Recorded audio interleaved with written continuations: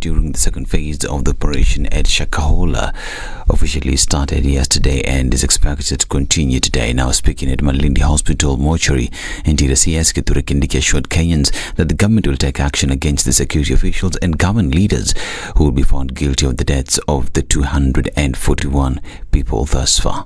Wafanyikazi wote wa serikali wakiwemo wale ambao wamesimamia usalama, ujasusi na upelelezi, wale ambao ni maafisa wa utawala, ofisa yoyote wa serikali ambaye labda kupitia uzembe ama kutomakinika alisababisha hasara hii atachukuliwa hatua, na sio hatua ya kuhamishwa, ni kuhamishwa, kufutwa kazi kama atapatikana na makosa na baadaye kupelekwa mahakamani kwa sababu yeye pia amechangia katika maafa ambayo yamepatikana hapa. Kindiki further said that the search operation will be expanded as they've discovered there are people hiding in Galana Kulalu and Tsavo East Park. He adds that the exercise will not be concluded until all the dead bodies are exhumed and survivors rescued. Hatutaacha mtu wowote wetu pale, walio hai, wasio hai. Hatutaondoka pale mpaka tuhakikishe tumewatafuta wote na kuwapata na kuwahifadhi. Operesheni ya kutafuta wale ambao wako pale inaendelea. Tunataka iwe masaa 24 na vile vile tungetaka tuiendeleze kwa njia mpya za kiteknolojia, na vile vile tuendelee mpaka sehemu za mbuga za Tsavo Mashariki na eneo la Kulalu. Former Mungiki leader Maina Njenga was interrogated by the DCI over what his lawyer termed as being a member of Mungiki and recruiting new members.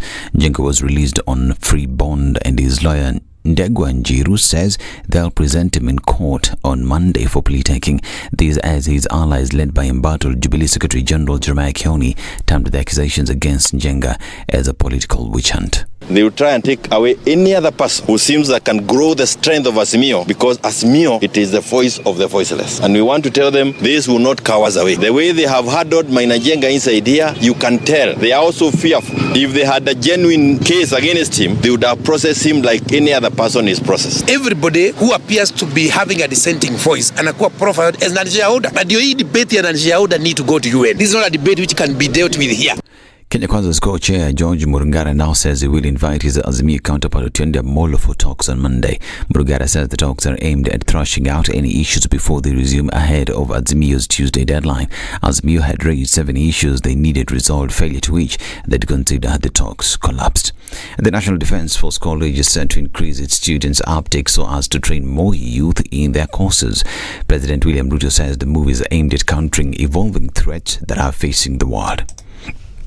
The National Defence College has grown steadily year after year and has attracted continuously increasing numbers of participants, such that this graduating cohort with 70 participants is the largest course so far. This is highly encouraging and commendable. I am also pleased to note the widening international reach by the college, especially in Africa, which attests to the growing appetite throughout our continent for common approaches to regional and national policy and strategy.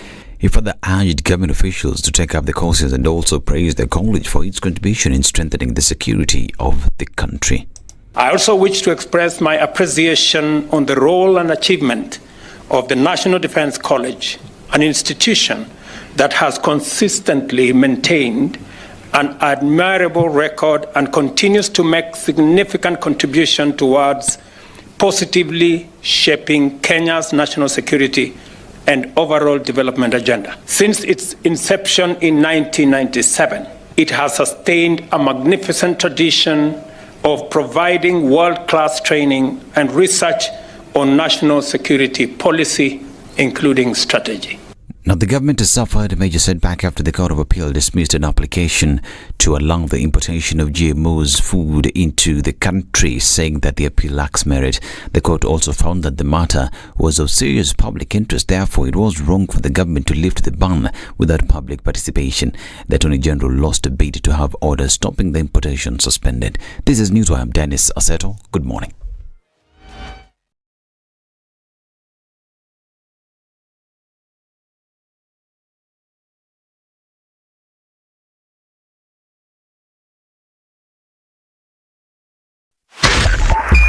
102.5 Spice FM, Kisumu.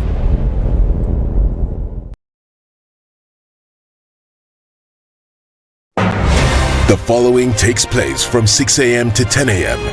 every weekday on Spice FM.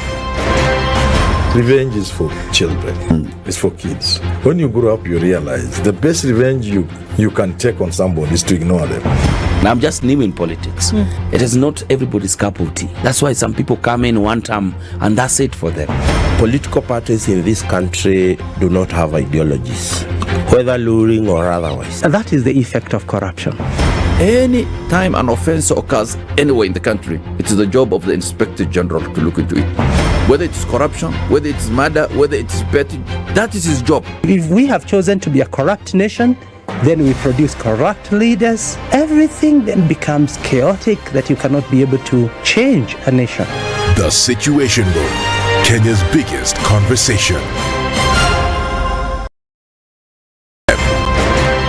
This is one of the hottest show that we can ever miss any morning, and it's a show that really gives a real situation in the Situation Room. Pleasure to be here. Thank you guys so much. Ndu, nice meeting you. Yes. Even beautiful in person more than in photos. Say that again. Character is like pregnancy. You cannot hide it. You know, people hiding here and there, you know, but after 2-3 months, 5 months, now you realize, so that is why the attitude that you were showing us, you're pregnant. It's like what my grandmother would say, you cannot pickpocket a naked man. How's that? It's communal, isn't it? No comment. Good morning. It's Friday and Nairobi streets are giving the weekend vibe. CT is also humming a tune here and there to get you going as the day begins. A little bit of traffic is forming on the thicker superhighway. We're probably going to see a lot of busyness outbound off Waiakwe this morning, but we're just going to have to wait and see what that looks like. For now, you should be able to get into the CBD and out without too much of an issue. Mombasa Road looks pretty good. You're going to get to the Nyayo Stadium roundabout and then out into the city like flash. All right, let's look at Outer Ring. It's also building up as you get in towards that junction from then the thicker superhighway.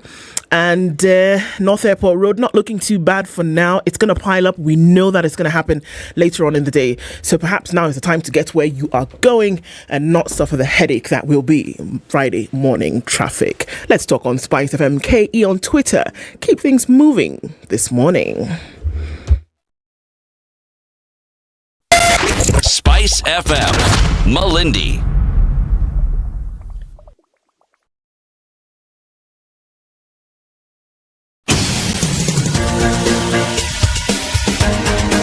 This is the Situation Room, the home of hard-hitting political commentary and penetrating insights about the state of the nation. This is a talk radio experience like no other. The Situation Room, a place for hard truths, debates, and elevated conversations. The Situation Room, witty, political, engaging, deep, controversial. In the room, we have CT Muga, researcher, academic, seasoned political observer, a fountain of wisdom in these politically uncertain times. Ndu Oko, Nigerian by birth, Kenyan by choice, communications expert, Pan-Africanist, a truth seeker and believer in people power, and Eric Latin, agent provocateur, the man in the chair, seasoned journalist, news hound, a man who believes in punching up, not down. It is 9:06 on this Friday, the last day of the week and getting into the last weekend of May. It is May 26th and we are getting into the last show for the week. Good morning, and how are you doing? CT, morning. Good morning. Good morning. Hi, Ndu. Yes? How are you doing? I'm fine, thank you. Nice. CT, you have a hula? I have an hula. Yes. Hula is hat in Hausa. Okay. Yes. Good for these Hausans. The Hausa. But your hat is very nice, I must say, CT. It's going to be a Friday thing. Every Friday, a different hat. Well, there's something of that sort. You're literally the guy who wears many hats. You literally, as in, you know how they say, I wear different hats. You're that guy. Who has many hats? Yeah. You know how they say, what do you do for a living? You say, I wear many hats. Now, if in the dictionary, what it means to wear many hats, you would be the guy if it was picture.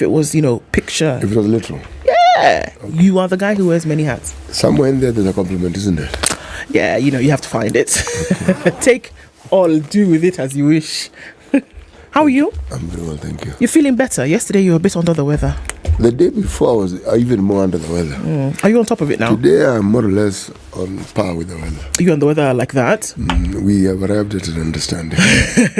Fantastic. Eddie! Poor Sana. Eddie's here with us. You can never see her, but she's always there. But then there's Diego in the room. Diego! Diego does the business over there for Vibes, and we see him as well. Good morning. All right.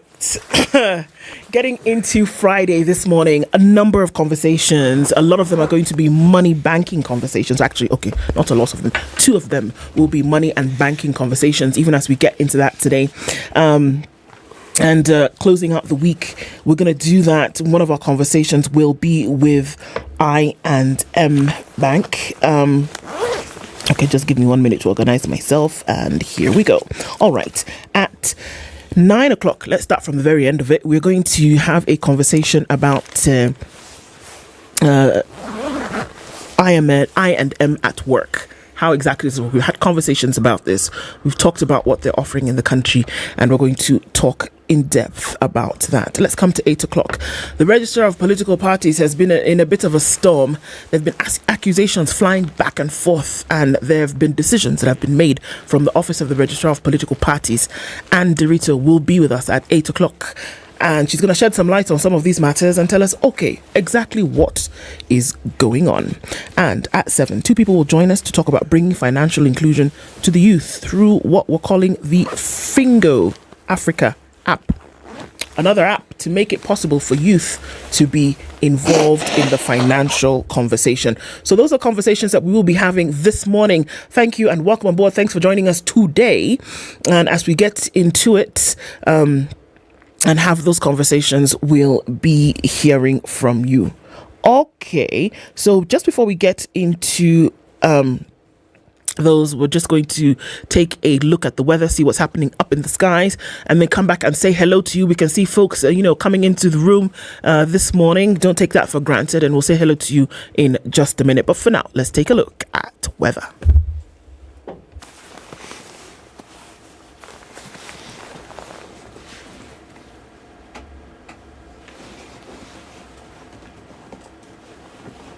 This is the Situation Room, the only way to start your day. The following takes place from 6 a.m. to 10 a.m. every weekday on Spice FM. You tune into Kenya's biggest conversation. My name is Ramanyan. Amen. Amen. So 1 hour is over? Yeah. Oh, yeah. Okay. It gets over Can you imagine in 20 minutes. What the big boys have also done? I'm very proud of myself. When you understand about partnership in politics, it's like the way marriage is these days. When you're looking for a wife, you're like, maybe you can help me pay for fees as I pay for the rent. Why should you have a lioness living in your bedroom? I have to tell you a story. I went for a prayer meeting, which was called for the spouses of candidates for senators and governors.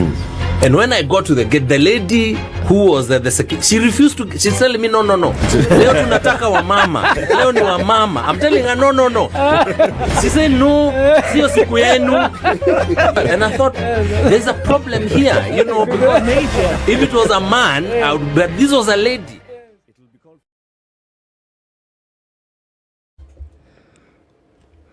Cloudy conditions at 14 in Nairobi. We'll see highs of 22 and lows of 14 today. It's clear at 15 in Nakuru, highs of 25. And we'll see highs of 21 in a cloudy Nyeri at 15. We'll see highs of 25 in a clear Eldoret, currently at 14, and at 25, it's partly cloudy in Mombasa, highs of 30 and lows of 24. At 26, it's cloudy in Malindi with highs of 30. It will come down to lows of 25. It's clear at 20 in Kisumu, highs of 30 into Friday, and into the weekend, we see clear conditions in Kakamega, highs of 28 and lows of 16. At 19, it's partly cloudy in Kampala, highs of 26, and Dar es Salaam is clear at 25. We'll see highs of 30 and lows of 24. 24. At 11, it's partly cloudy in Johannesburg, highs of 20. And partly cloudy at 27 in Lagos, going to highs of 32 and lows of 26. Mostly cloudy conditions in Kinshasa at 24. We'll see highs of 32. It's 24 and sunny going into Friday afternoon in Beijing. We'll see highs of 22 and a mostly cloudy Paris at 11 and at 9 degrees. London is cloudy going to highs of 18. New York on Thursday night is mostly clear at 15 coming into Friday. We'll see highs of 20 and lows of 11.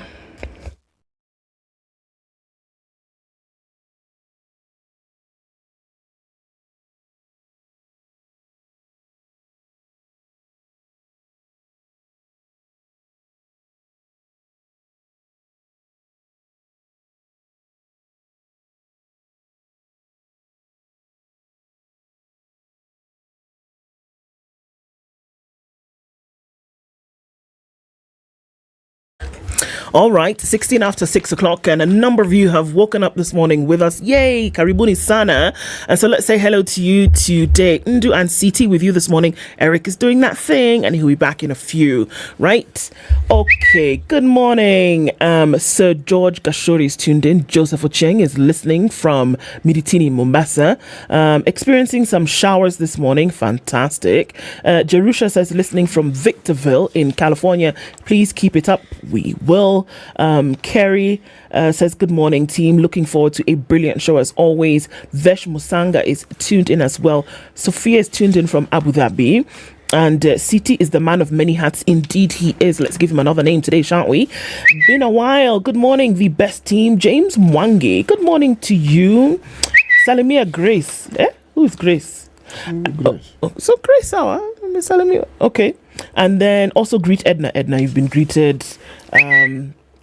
No. Sasa, you know what they've said? Said Salimia Eric, wherever you corner Ednah. Ednah is here with me to my left. Eric, on the other hand, somewhere else. Okay. Kakumi Paul Moya says good morning, tuned in to the Situation Room today. Arkim says waiting for the weekend, indeed, right here. Good morning, Mzima. Yes, we see you with that hat. Just another one, CT. Tuned in from Kitale is where Hezron is this morning. Andrew Franklin, TGIF again. Yes, it normally happens when you have a Friday in every week. Obonya says good morning, tuned in from Radieta. Have a good weekend, Collins. You too, Asante. Jumbo to you, Atiano, and good morning. Helen Jogona is tuned in this morning from Mombasa, and Kerry Adaka is also tuned in as well. Ongwai Divina says good morning. Tuned in from EMC Kaptarakwa is where Mwalimu Dominic Cheriot is. Jared Mwatureti is tuned in from Nyachichi in Kitutu Masaba. Maina Nyeri tuned in this morning. James Kimanzi tuned in. Ondicho tuned in as well. Chris, Helen, Abdikadir, John Amasangole, Livingston Akala, Kaka Frank, Papa. Okay. I must mention, there's a gentleman from Ombaso who listens to our show every morning. Every morning? Yes, he's called Ali of Ijara. Ali of Ijara. Yes, he listens every morning. The man can even quote what we said in various shows. So this is a shout out to Ali. Oh, that's all. Yes.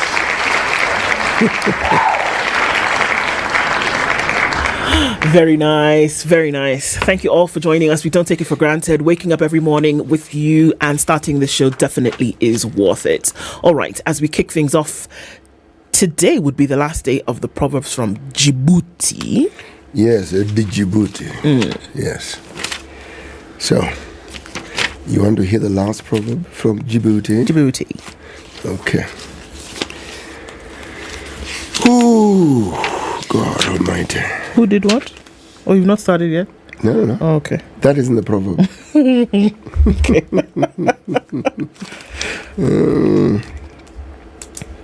A camel never sees its own hump.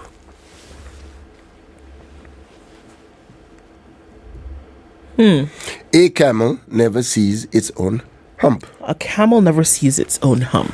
No, it does not. Because it's looking forward ever, backward never. Even if it turned its neck, it still cannot see its own hump. It's focusing on what is ahead.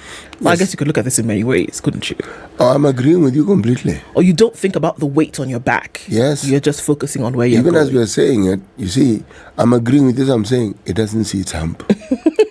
Just explain the way you like. Yeah, but it still doesn't see its hump. Yes. Beautiful. I like that this morning as we're kicking off. So let's take a look at what's going on in the headlines. It's been a busy couple of days, and all of that represented in what's going on our dailies this morning.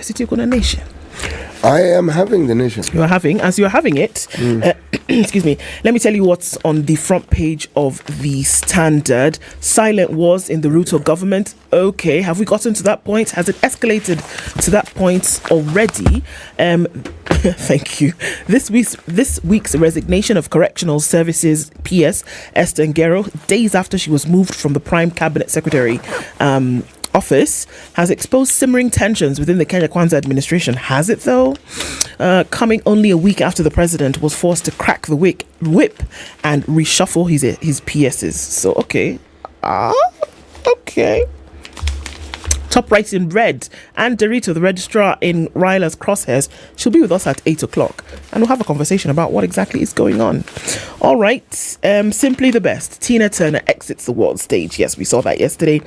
Tea battles as leaders eat humble pie. That story that CT you've been following. We'll look at that as well. On the front page of The Nation, hidden tax in Ruto's budget. Hidden again, on top of all of this one.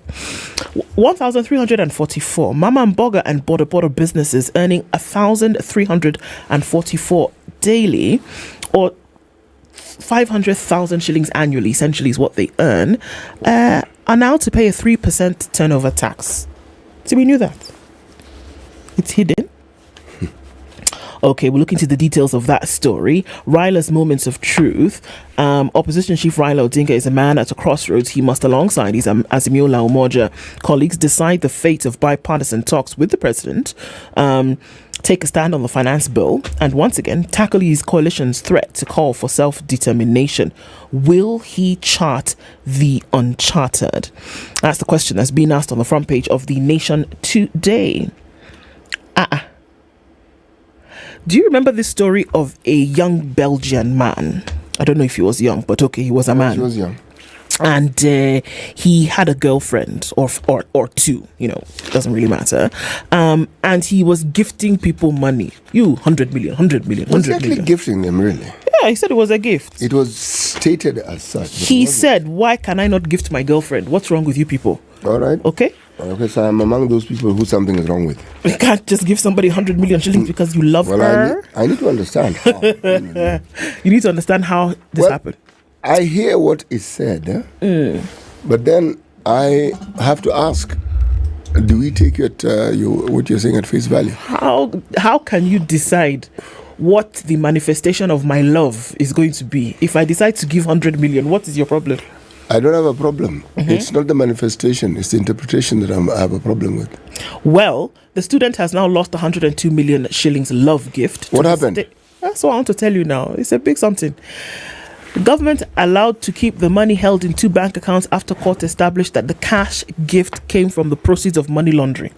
Now, do you see problems? I see a very big problem. How did the court establish this? Your story in just a minute.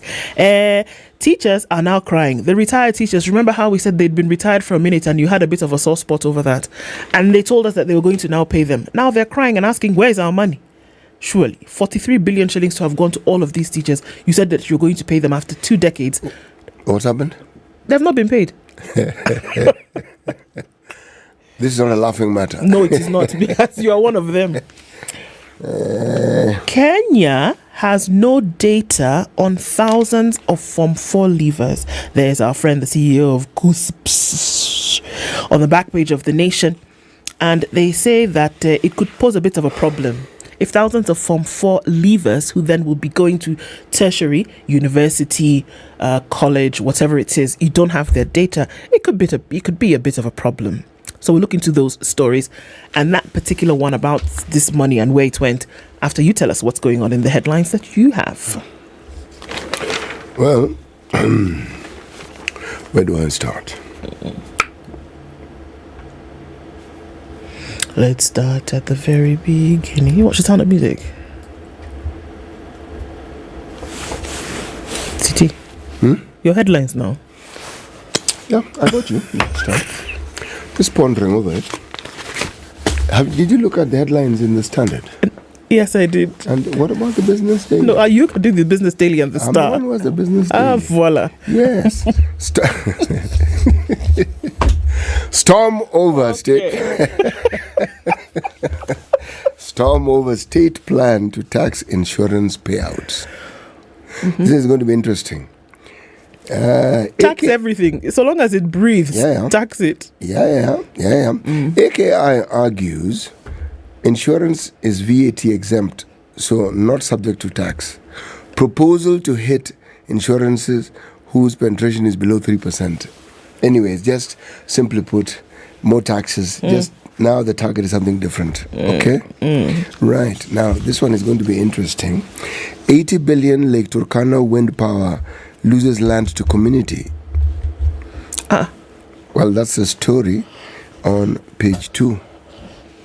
Maybe I should tell you a little bit about it, should I? Yes, you should. What started off as a small thorn in the flesh for Lake Turkana Wind Power LTWP project in Loilongani, Marsabit County has morphed into a full-blown crisis whose 80 billion worth of investment is in limbo after the local community won a second round of court battle to take back 150,000 acres piece of land that the project sits on. The land is now set to revert to locals after 1 year window issued in 2021 to regularize the deal lapsed. Yeah. So what does that mean? It means yesterday the High Court handed the firm its second blow after it rejected an application for an extension of the time to regulate the process of acquisition. It seems to be a matter relating to regularizing the process of acquisition, meaning it was acquired but somehow irregularly. But we will look into how irregular this irregularity is. And but remember, this one was a bench of 3 judges in the Environment and Land Court who actually threw out this plea. So it's not one, you can't say this one guy. 3 judges. Unanimous. Was it unanimous? Yes. Interesting. What does that mean now? What does that portend then for this wind power plan? It will not take off? No. It means you have to renegotiate the terms with the community. Yeah, because you've already put the turbines. You've already put those. Yes, no, that's what I'm saying. They're already there. So you have to go back. And in terms of renegotiation, what this means essentially, remember that there was a point whereby any kind of environmental, number one, excavation or exploration, then after some point had to take into consideration what was going to happen to the people who are living in that area. So essentially what you're going to have to do now is going to be a higher out-of-pocket expense for the project, because you're going to have to compensate. Because at the end of the day, is that not what it is? It's negotiation for compensation, whereby, okay, court has said you don't, so come and talk to us. Then we can see how we can allow you to continue. But the court was kind, yeah? You know, when you consider this problem arose, and then the court gave them 1 year to regularize, you then ask, why was it not regularized within that 1 year that was given? Because the reason why this situation is where it is because that 1 year has lapsed. Yeah, sometimes you want to wish things away, and it's not necessarily that they will just go away. Okay. But you know the people who are the eye of the storm? That is the National Land Commission. Remember the very Land Commission that the president made some pronouncements about with regards to talking about compensation, with regards to issuance of title, all manner of things, remember? Right. Yes. So the problem here, you will find, may not be even the Lake Turkana Wind project. It may be the National Land Commission and the way they go about their business. Oh, shiver me timbers. Okay, so let's wait and see what happens with that. I want to tell you, as we're going to a break, about the Mata Hat Run, which takes place on the 3rd of June this year. That's next week on Saturday. And why? Another opportunity to see that hundreds of thousands of children get the much needed heart care that they need, whether it's in form of surgeries or other kind of treatments, and it is expensive. And we'll find that the majority of the children who suffer from these diseases do not have the money to get this treatment or get these surgeries done. So, as has been the practice annually, the Mata Hospital, in joining hands with Kenyans, schools, corporates, different organizations, to say, how about we come together and raise some money so that we can give these much needed surgeries and heart treatments to these children.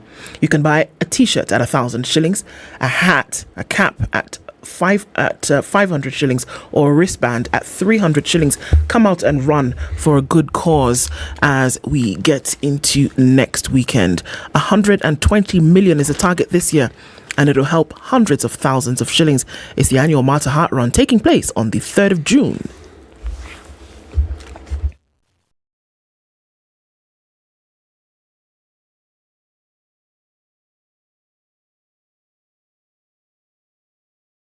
This is the Situation Room, the only way to start your day. Congratulations. You've seen the hand of the Lord. Thank you very much. I've earned another title today, this morning at Spice FM. Mama Justice, I don't mind it. Joel in Kericho. Salama sana Heri, habari ya asubuhi. Salama bwana, mambo namna gani? Salama kabisa bro. Mambo ya Inamoi kuliendaje? Mambo ya Inamoi, vile nilikwambia ndugu yangu, alienda asubuhi na ile gari ya kwanza. I must have missed it. So did I. Even if somebody was to render you irrelevant, there is still work you can do. Okay, sawa. I deserve to keep you accountable. You deserve to give me a report. You don't work for me. No, I don't work for you. You work for me. Do you like that Freudian slip? Lovely, isn't it? Thank you very much. The Situation Room, Kenya's biggest. All right, Friday morning. It doesn't look like it's going to be too crazy. We have some here and there coming off the Thika Superhighway as you get towards, again, the Pangani underpass. Because you know what it is? It's that little tunnel, right, that everybody has to kind of go through as they're trying to get into the CBD. So everybody comes from the wider highway into that little tunnel, and it's going to slow down traffic quite some. So that's what you're seeing is happening there. It's not too bad, though, at least not for now. There's some outbound traffic on the Thika Superhighway. We're seeing some traffic starting to build up on Waiyaki Way this morning, and also coming off of Mombasa Road, you should be fine as you get to the Nyayo Stadium roundabout, and then into the city, you're all right. Jogo Road, always a beehive of activity as you get towards Landis and then out towards Kamkunji. Haile Selassie is coming off Ngong Road strong. Traffic is moving. You won't get stuck. Not for now, at least. Let's see how Friday morning pans out. For now, talk to us on Spice FM KE on Twitter.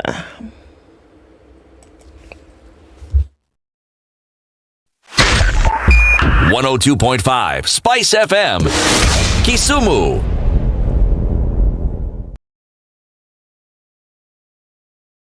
Mature, intelligent talk every morning. Spice up yourself.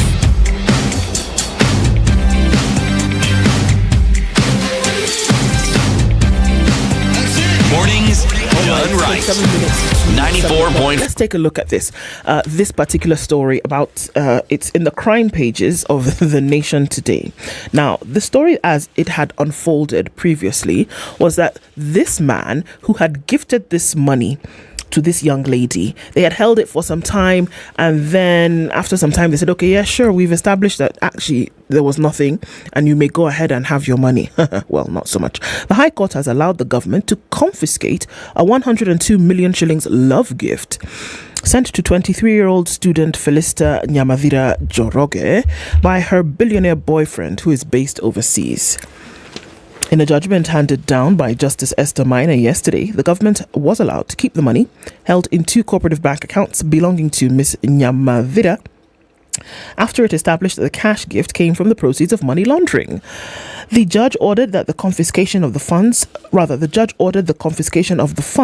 because the source of the money from billionaire Mark Demezel, a Belgian YouTuber and cryptocurrency dealer, had not been explained and disclosed. In a landmark judgment, Justice Minor said the man had been given the opportunity to explain how he earned his money, which he lavishes on young women around the world. But he failed to do so. So, CT, we can see your slight consternation with this issue. Justice Minor ruled that in the absence of an explanation, the state stood to benefit from the money that was secretly wired into the country by Mr. Demezel. While granting the application by the Asset Recovery Agency to declare the funds as proceeds of crime, Justice Minor said the evidence adduced in court by both the state and the two lovers showed that there was obvious money laundering. She says, I have analysed and gone through the evidence tendered by the boyfriend, and it did not show the source of funds that were transferred to the Kenyan girlfriend. I like how they're classifying which girlfriend? The Kenyan girlfriend. She added that in the absence of full disclosure, the most logical conclusion was that the funds were the proceeds of money laundering. As a result, she said the court had no option but to order that the money in the 2 bank accounts be forfeited to the state. Nyamavira hit the headlines in 2021 when she revealed the DCI had intercepted a gift of money sent to her by her Belgian lover. The woman complained of mistreatment at the hands of the state after it withheld the 102 million shillings sent to her for her personal use. So there was a time where they said actually we cannot prove. Assets Recovery Authority withdrew this particular case and said, okay, have your money. Court said have your money. But then they said, we're going to give you some time to explain to us where it came from, which has all now landed in the ruling from yesterday, whereby you could not explain the source of your money. So guess what? We're going to keep it. But she explained the source. It was the boyfriend. No, but the boyfriend now cannot explain the source. Why are they worried about the boyfriend? It's the girl who received the money. See, now when you're sending money inside the country and it's over a certain why must amount. you explain it to the Kenyan authority? Because that's the rules. Have the Belgians complained? That their money is leaving. Yes. Now, have the Belgians complained? Well, we haven't heard that. Yes. So why are we complaining? It's coming into the country. Now you want to use us as a conduit for I'm simply asking the question because if indeed it is money laundering is in Kenya. If it is in Kenya, then it's money laundering in the US. Then it's money laundering in South Africa. It's money laundering in Argentina. It's money laundering is money laundering. We don't know actually if there are any cases against this gentleman in his home. We don't know. If there were, we would have heard. But that's the point I'm trying to make. But apparently, what they have been able to establish is that this behavior of just gifting people 100 million is not the first time. They haven't established. What they've done is pointed out a certain occurrence and the repeat nature of it. So having established it's been done before, it makes it laundering. 2 women in Kenya. It doesn't matter even if there were 4. 2 women in Kenya, one having received almost 100, one receiving over 100 at the same time because he loves them. Not only that, he has the money to give them. So now they're saying, prove your source of money. The law in Kenya, if you're going to transfer money in Kenya over a certain amount, you must show proof of these funds. They gave him time to show. They say they gave him time. No, they did. How did they give him time? What do you mean? Did they write to him and tell him, yes, we are giving you time? Yes, they did. Take 1 week. Explain to us. 8 months. So they came back for this case yesterday. And they said, up until this time, you've not been able to show us where this money came from. We happen to know after... did he respond in any way? No, that's the problem. Okay. You understand? You have to show proof of funds. Okay. Over 1 million shillings. Or maybe they might tinker about with that number. But hey, you have to tell us where it's all coming from. He didn't. They said, okay, fine. We have seen patterns according to our investigative officers. Remember, asset recovery, the folks at asset recovery, they have done their homework. Remember, she told us, by the time they're coming in and calling you and saying, CT, how far? They've already checked, they've done. That's what they say. Okay, so City, tell us another story, please. Another story. I'm looking at the East African for this week. Okay. Okay. Kenya and Uganda may jointly fund SGR project. Nice. The 2 states are seeking an alternative financier, meaning not China, to connect Kampala and Naivasha, with Beijing not among the options. The story is connecting. Yep. This thing of bringing Beijing into the whatever. Said Pana wow. Yes. Okay. Now, let me tell you the story. Yeah? Talk to the mic. So, sorry, I was not talking to the mic? No. Okay. What is happening that is of concern beyond this good news that Kenya and Uganda are trying to fix a problem that they've had for some time in determining whether this SGR will get to Uganda? Yeah. There is something which we haven't spoken of adequately, and that is the war in Sudan. 2 factions that previously worked together and now at each other's necks. Okay? There is the Sudan army, the Sudanese army, under a gentleman by the name of Abdel Fattah al-Burhan. Okay? Now, there is another gentleman who's... yes, this is terrible stuff. Terrible stuff. Terrible stuff. The Rapid Support Force, Do you remember one of the reasons why Sudan came into the picture globally was the Darfur War? Yes. Okay. There's a guy called Hamdani. Now, he was known to be the gentleman who led the forces that, should we say, led the war in Darfur. But they were like a rapid deployment force. Okay? Battle hardened. You took them to areas where there were problems, they sorted it out. So essentially, there's what you call the regular army and then this rapid deployment force. Now, we have a situation where these two forces are now at war with each other. But what's happening, it's brought about a situation where there's large-scale looting. Now, that's the hallmark of Sudan. This is what the story is telling us in the East African. People are breaking into shops and taking stuff. Forget taking stuff, going to supermarkets. Showrooms, big things. The situation in Sudan is actually not, and it's not a good one. It's been hurtling, down the hill for the last few weeks. I was reading a story a couple of days ago about the number of refugees that are going into Chad, the number of refugees that are then spilling over into Cameroon. 200,000 in total. 1,000 people have been killed. 4,000 have been internally displaced. 20,000 have left and gone. 200,000 have left and gone to neighboring countries. And this is happening on our watch. It's on a daily basis. Yeah. Now, when you look at this, why I'm talking about this, you look at Ethiopia. The war that was in Ethiopia, the noise around it has quietened down, but matters have not been fully resolved. No, they haven't. Okay? Now, if you move to Southern Sudan, people are ill at ease in Southern Sudan. Let's go to Central Africa. Congo, DRC still has issues, and that's why you have peacekeeping forces from East Africa going there. Now, the problem with DRC is DRC has a problem. The problem spills to Rwanda. It spills to Uganda. Yes, it does. Some of it may even go to Tanzania. Okay? Now, Tanzania borders Mozambique. Now, Mozambique has only started enjoying quiet recently. And that was also around the time when Rwanda sent 5,000 forces for them to help quell the issues that were happening in Cabo Delgado. What am I saying? I am saying that this area that we refer to as East and Central Africa is not really at ease. If there's a problem in one country, it affects the other neighboring countries. Yes, it does. Okay? It doesn't look good. No, because it isn't good. There have been suggestions in terms of a peace deal. There have been suggestions in terms of let's come to the table and have a conversation about what we can do. But those unfortunately collapsed even before they could stand up, on their own. Many people trying to negotiate, but it just seems like it's too volatile a situation right now to even be able to have the conversation for peace. And for me, the effects of war, the effects of conflict are so far-reaching beyond the actual conflict itself. In fact, it's the aftermath that you need to worry about. Absolutely. And Sudan, looking at how it has progressed over the last decade, or the things that have happened, unfortunately, has always been teetering on the precipice of volatility. Always. Yes.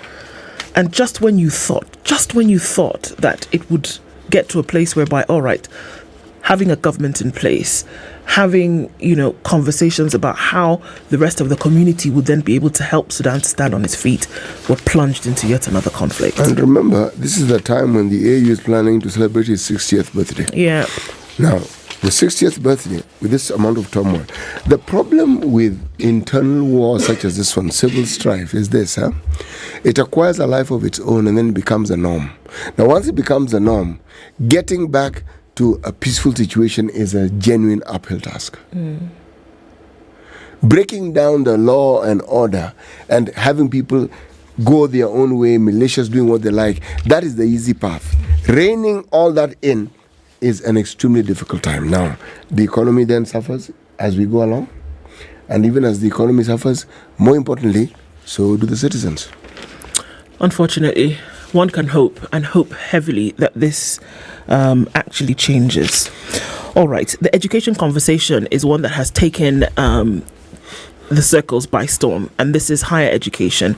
But now let's look at a story that is talking about data on thousands of Form 4 leavers. Placement agency says it only has information on the students it places in public universities and colleges across the country. There is no data on transition from secondary school to tertiary level training for more than half of the students who leave Form 4, raising wasted concerns in the education system. Do you follow? They only have data for those students who leave Form 4 and go to university. Everybody else who is like is just on 50%. No data for them. So we don't know what happens to them. No. They just sort of like vanish into... Well, the people who know about them are those maybe like if it is your cousin or nephew and you know that they went to this diploma certificate. But the government doesn't have data on these people. No. Okay. Whereas the government has data on the students who are placed in universities and mid-level colleges, there still remains a huge gap on where hundreds of thousands go after their Kenya Certificate of Secondary Education examinations. There is also no system in place to track the progress of the students who join various universities and colleges and whether they drop out along the way or complete their studies. The revelation comes as stakeholders in post-secondary education and training raise concerns about the distribution of grades in KCSE, which show that Kenya has a significantly low number of students qualifying for university admission. According to the Kenya Universities and Colleges Central Placement Program, KUSPS, the CEO Agnes Mercy Wahome says there is no centralized data bank on transition for about 2/3 of the candidates who sit examination but are not placed by the agency.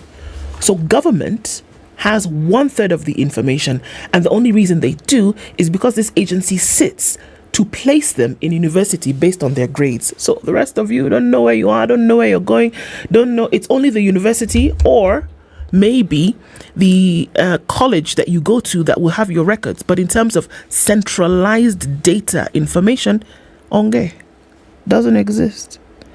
According to her, the trend has been that we only have data for 1/3 of those who sit exams. We lack centralized data that can help us account for young people, so that when we talk about young people, we can already tell where they went. But unfortunately, we cannot tell where 75% of them have gone. My goodness. That isn't good news. It is not good news. There's so many things that are going on, and I keep saying the things that slow down the education system here. I mean, even just kind of put a bump in the road is actually things that can be sorted out. You already have a system like this. So what happens? And we'll have an education conversation next week with a lot of the players, and this is the thing that, in terms of a centralized system, number one, in terms of costing, how do you actually make sure that these things are done right? That will be of benefit to the institutions and also benefit of the students who are actually coming in to pursue these courses. There's this little matter of planning for your population. If you know the number who get to university, those already planned for, they're going to the university. Of more concern should be those who don't go to university, whose whereabouts are not known. How do you plan for them if you don't know where they go? And if you have to talk about planning, what are you planning? How do you capture them? How do they enter the database so that even when you're looking for people to fill certain blanks and certain spaces, how? A gap, isn't it? Big one. Big one. Okay, hit me. Right, let me hit you with the Business Daily. Right. There's some good stories though. Global economists cut Kenya's growth outlook. Cut? Yes. Okay. Global economists have marginally downgraded Kenya's growth outlook for 2023. Why? Citing below average rainfall, a weakening shilling, and lingering threats of return of anti-government protests. God. So anti-government protests also affect the economy. Yes, okay? yes. Right. Let me just read the story for you. Global economists have marginally downgraded Kenya's growth outlook for 2023, and I've said why. The panelists polled from 14 world-leading banks, consultancies, and think tanks, projected an expansion in economic activities to decelerate for the second year in a row, hurting job opportunities for growing unemployed skilled youth. They expect the gross domestic product, a gauge of national economic output, to soften to 4.5%, meaning reduce. According to the latest consensus, growth forecast slower than 4.7% in last month's outlook. The downslide includes drought, a prolonged dollar shortage, social unrest, steeper than expected shilling depreciation, debt repayment, and difficulties. This is according to the Barcelona-based Focus Economics, which compiled the growth forecast from 14 institutions between May 16th and the 21st. Now, if we're talking drought, if we are talking social unrest, if we're talking the depreciation of the dollar, if we're talking debt, does that not, just think of the countries that fall under that bracket and within our region here, debt, drought, everybody in this region had drought, unrest. Now, yes. You just talked about Sudan. Yes, Ethiopia. yes, DRC. Now, all these things tell you that there will be a problem in the country because, one, there won't be enough to even go around. Output will be slowed down, okay? There'll be uncertainties. The currency will depreciate in value, which means your imports will be more expensive. Your exports, in short, it's a never-ending cycle of problems that seem to vortex downwards and get worse by the day. Unfortunately. This is genuine gloom and doom forecast. Yeah, that's what I was going to say. The forecast doesn't look good at all, CT. And it just looks like that proverb of yesterday when the clouds are so heavy. This one might just rain, I bet. This one, I think, may mean not just rain, may mean a deluge. Omo. Remember that these talks we keep talking about with regards to America and the interest they have in Kenya. Page 4, there's a headline in the Business Daily. Biden pushes Ruto to open doors for U.S. professionals. American negotiators want Kenya to improve transparency and fairness to process for licensing American professionals. Why only American professionals? Such as accountants, lawyers, engineers, and architects. Okay? The U.S. government is pushing Kenya to smoothen the licensing regimes for American professionals seeking to set up shop in the country as part of the ongoing negotiations for a proposed bilateral trade deal. The question that has always been asked, I understand this, but did we not talk of an Africa free trade area? Yes. And should the negotiations then not make sense if we are negotiating as an Africa free trade area? Don't we have more muscle if we negotiate? In fact, better still, if you don't want to go Africa, would we not negotiate better if we're negotiating as the East African community? Yes. But we've been singled out here. We've been singled out. Washington argues difficulties in getting permits in foreign jurisdictions like Kenya could be a barrier to small firms seeking to export services. We are assuming we don't have those services here. The clause aims at growing trade in service part in the next table is tabled by the Biden administration during the first negotiating round of the proposed U.S.-Kenya State Trade and Investment Partnership in Nairobi between April 17th and 20th. Anyway, these discussions are ongoing. But the question that I like to ask is, who exactly is negotiating on Kenya's behalf? On Kenya's behalf. Who are the people that are at the table? The team. I'd like to know. It's very important, honestly. Because you're talking about what puts you in limbo or puts you in progression for the next number of decades. Who is representing us? Individually. Very important. Which ministries do they work for? What is their history in negotiating such matters? Why do you reckon they never tell us? Because they don't want to tell us. And the reason why they don't want to tell us is because they don't want to tell us. The truth of the matter is, it typifies the manner in which the government does most of its things. I ask the question of who the negotiators are because part of the problem we have currently has to do with certain projects that were negotiated on our behalf and projects from which we have received and we are still holding the short end of the stick. Indeed. Ranging from the MES project, independent power producers, SGR, and the list goes on and on. They were negotiated. Who negotiated for us? Because some of those deals you look at, and it is like the person was not negotiating for the country. He or she or they were negotiating to ensure that the country gets a short end of the stick. Yes. Actually pulling in the other direction.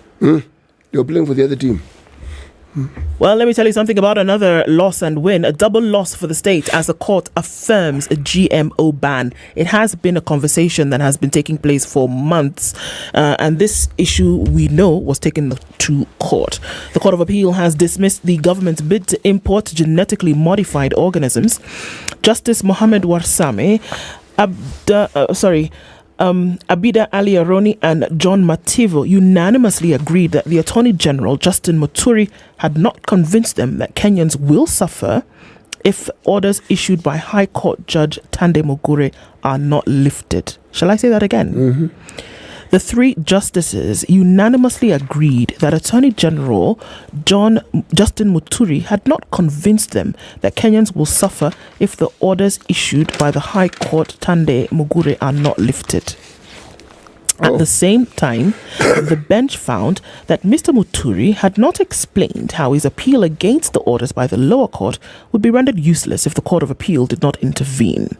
According to the 3 judges, we see nothing for the court to preserve, and it cannot be said that the substratum of the appeal will be eroded.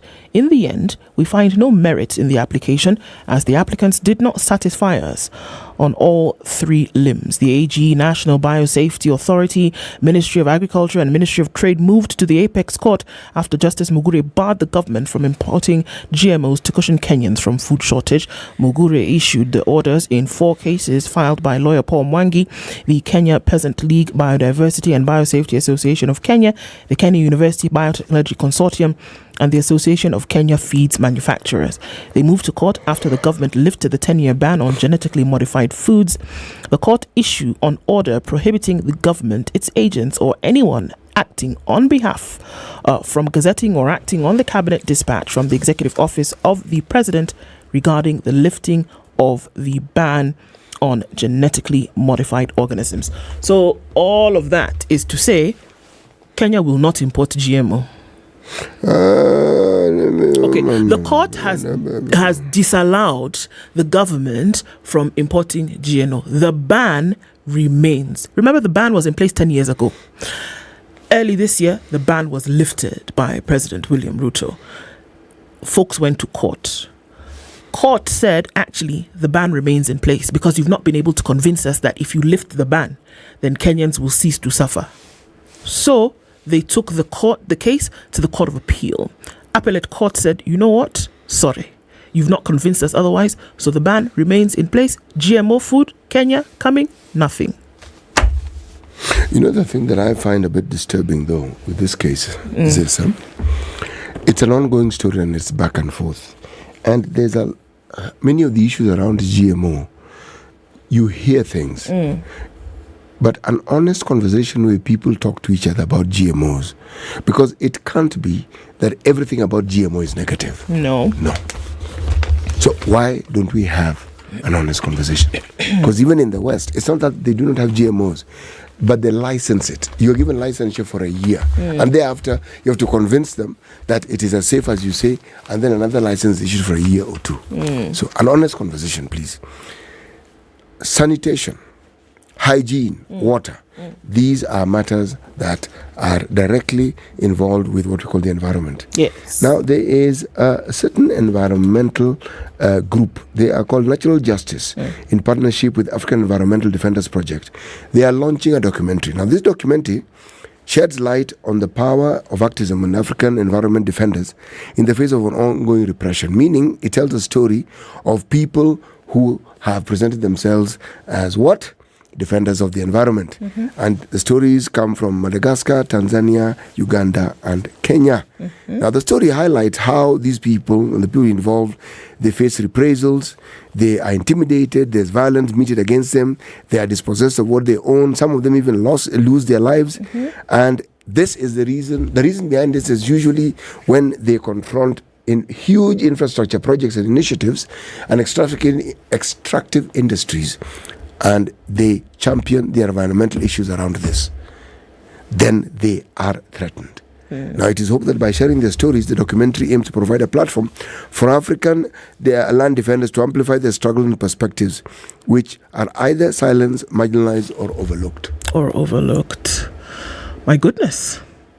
I think it's interesting. I would like to see this documentary myself. Me too. I was just about to say. It's called Protecting Tomorrow. Yeah, the power of film is something that cannot be underrated. And then to see such a big issue, water sanitation continues to be one. It'd be interesting to see then how far that would go in terms of influence of just that. Okay, it's coming around to 7 o'clock. Conversations continue as we get into it. And after the news, we start off with that. Our live streams are up on Facebook and YouTube. Where are you tuned in from today? Thank you for joining us on Kenya's Biggest Conversation. Coming in, and we start to have conversations then about apps and money and how they can work for you there. After Kenya's Biggest Conversation, it is the Situation Room, coming round to 7 o'clock.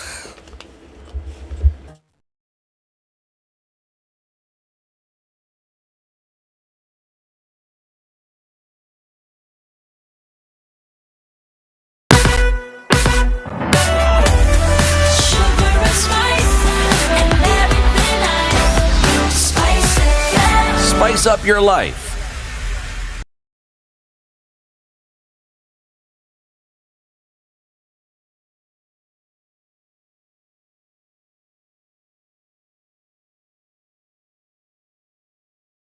At the top of the hour on Vibes Radio. Good morning, this is Newswire. I'm Dennis Aseto. President William Ruto will today file his returns at the Kenya Revenue Authority headquarters at the Times Towers. His itinerary shows that the president will arrive at the KRA offices at about 7:45 a.m. The move is in a bid to rally Kenyans to file their tax returns. June 31st is the deadline for filing the 2022 tax returns. He will then proceed to Embu University for Madaraka Day SMEs Cooperatives Trade and Revenue Expo at 11 a.m. He is scheduled to open a new wing at Embu Level 5 and at noon open Winner Sacco at Embu Town. We continue to follow up on these developing stories. Be sure that we'll be bringing you the very latest in a subsequent news bulletin. Now, more students will be admitted at the National Defense College so as to train more youth in the courses. President William Ruto says this is aimed at countering evolving threats facing the world. The National Defense College has grown steadily year after year and has attracted continuously increasing numbers of participants, such that this graduating cohort with 70 participants is the largest course so far. This is highly encouraging and commendable. I am also pleased to note the widening international reach by the college, especially in Africa, which attests to the growing appetite throughout our continent for common approaches to regional and national policy and strategy. The head of state is now urging government officials to take up the courses in order to deal with the security threats the country continues to experience.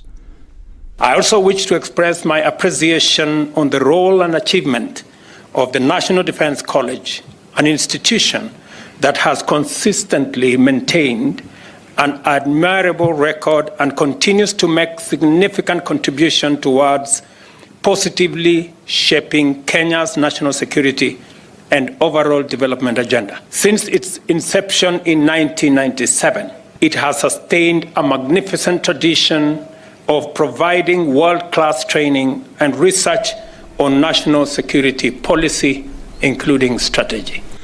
Now, the postmortem exercise on 129 bodies that were exhumed during the second phase of the operation at Shakahola Forest officially continues today.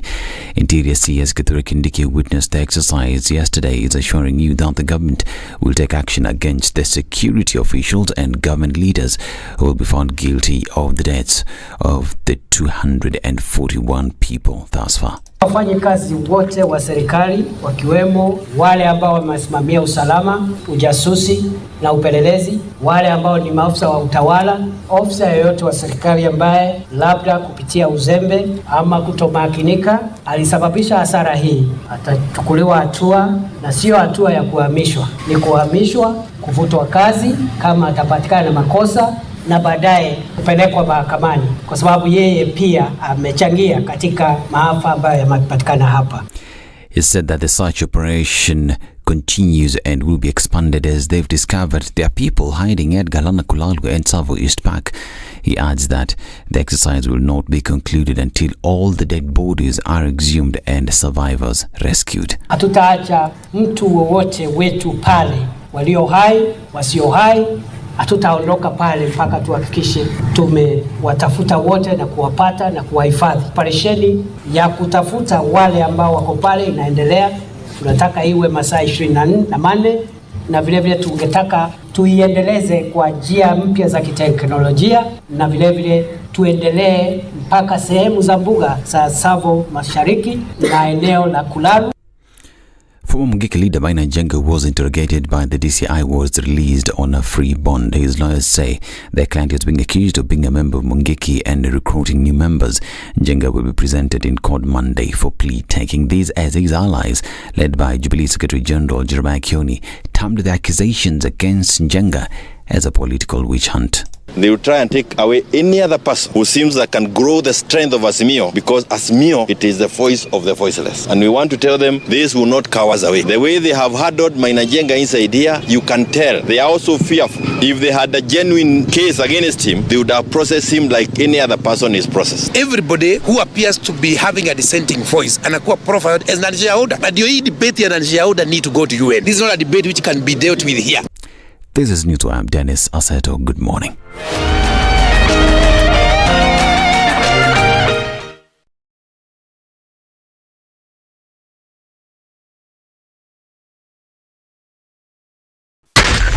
Spice FM, Nakuru.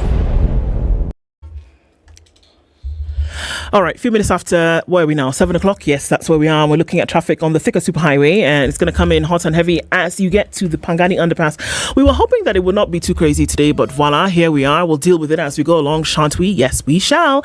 On Kiambu Road, we're looking at some traffic as you approach Muthaiga Square. It's not too bad, actually. More outbound traffic than there is inbound traffic this Friday morning. And if you look at what's going on Outer Ring, also doesn't look too bad either. We'll have some traffic then as you approach the Thika Superhighway from the other side. There's traffic on North Airport Road. It's going to go towards Outer Ring as well, and then out towards Embakasi in that area, out towards the Eastern Bypass. All right, what else do we have? We have traffic that's building up on James Gishuru. It's coming in heavy from Lavington and that whole area.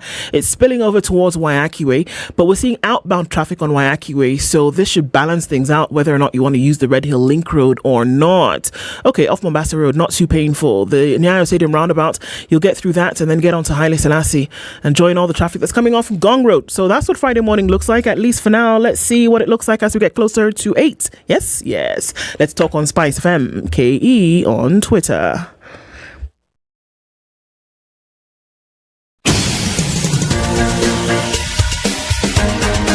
This is the Situation Room, the home of hard-hitting political commentary and penetrating insights about the state of the nation. This is a talk radio experience like no other. The Situation Room, a place for hard truths, debates, and elevated conversations. The Situation Room, witty, political, engaging, deep, controversial. In the room, we have C.T. Muga, researcher, academic, seasoned political observer, a fountain of wisdom in these politically uncertain times. Ndu Oko, Nigerian by birth, Kenyan by choice, communications expert, Pan-Africanist, a truth seeker and believer in people power, and Eric Latif, agent provocateur, the man in the chair, seasoned journalist, news hound, a man who believes in punching up, not down. This is the Situation Room, the only way to start your day. After 7 o'clock, good morning, wherever you're tuned in from here in Kenya and around the world, coming in on our live streams on Facebook, Spice FM KE, and on YouTube as well. Karibu sana to the second hour of Kenya's biggest conversation this morning. Nduoko and CT Muga with you as we get into conversations financial this hour. Welcome to our audience on KTN Home as well. Next month is in a few days, and next month brings the promise of a rebrand of your favorite programming on KTN Home. From children's programs, soaps, cartoons, your Club Kiboko, sports programs, all of that, when KTN Home says, welcome home. And as we get into that, let's have a conversation about a cup of tea, whereby Assis Tea is saying, you know what? The Rolling Tea Estates are offering you a Kenyan brand that can compete with any brand on the international market, and is making it available for you here today. Grown on the rolling tea plains of Kurisoi South District, tea as is. Lemon tea, I know you've used it, CT. Ginger tea, I know you've used that too. Masala. You know I've used that too. Purple. Black tea. Black. There's another one. Hibiscus. All of those things. So nothing like take the tea out, make it into the variants, and then bring it back into the country. No, all of that done right here. And they're serving the tea this morning on the Situation Room. All right. Our guests for this hour are seated. And as we get into that conversation, we're going to welcome them with today's proverb. This is our final proverb from the country of Djibouti. A camel never sees its own hump.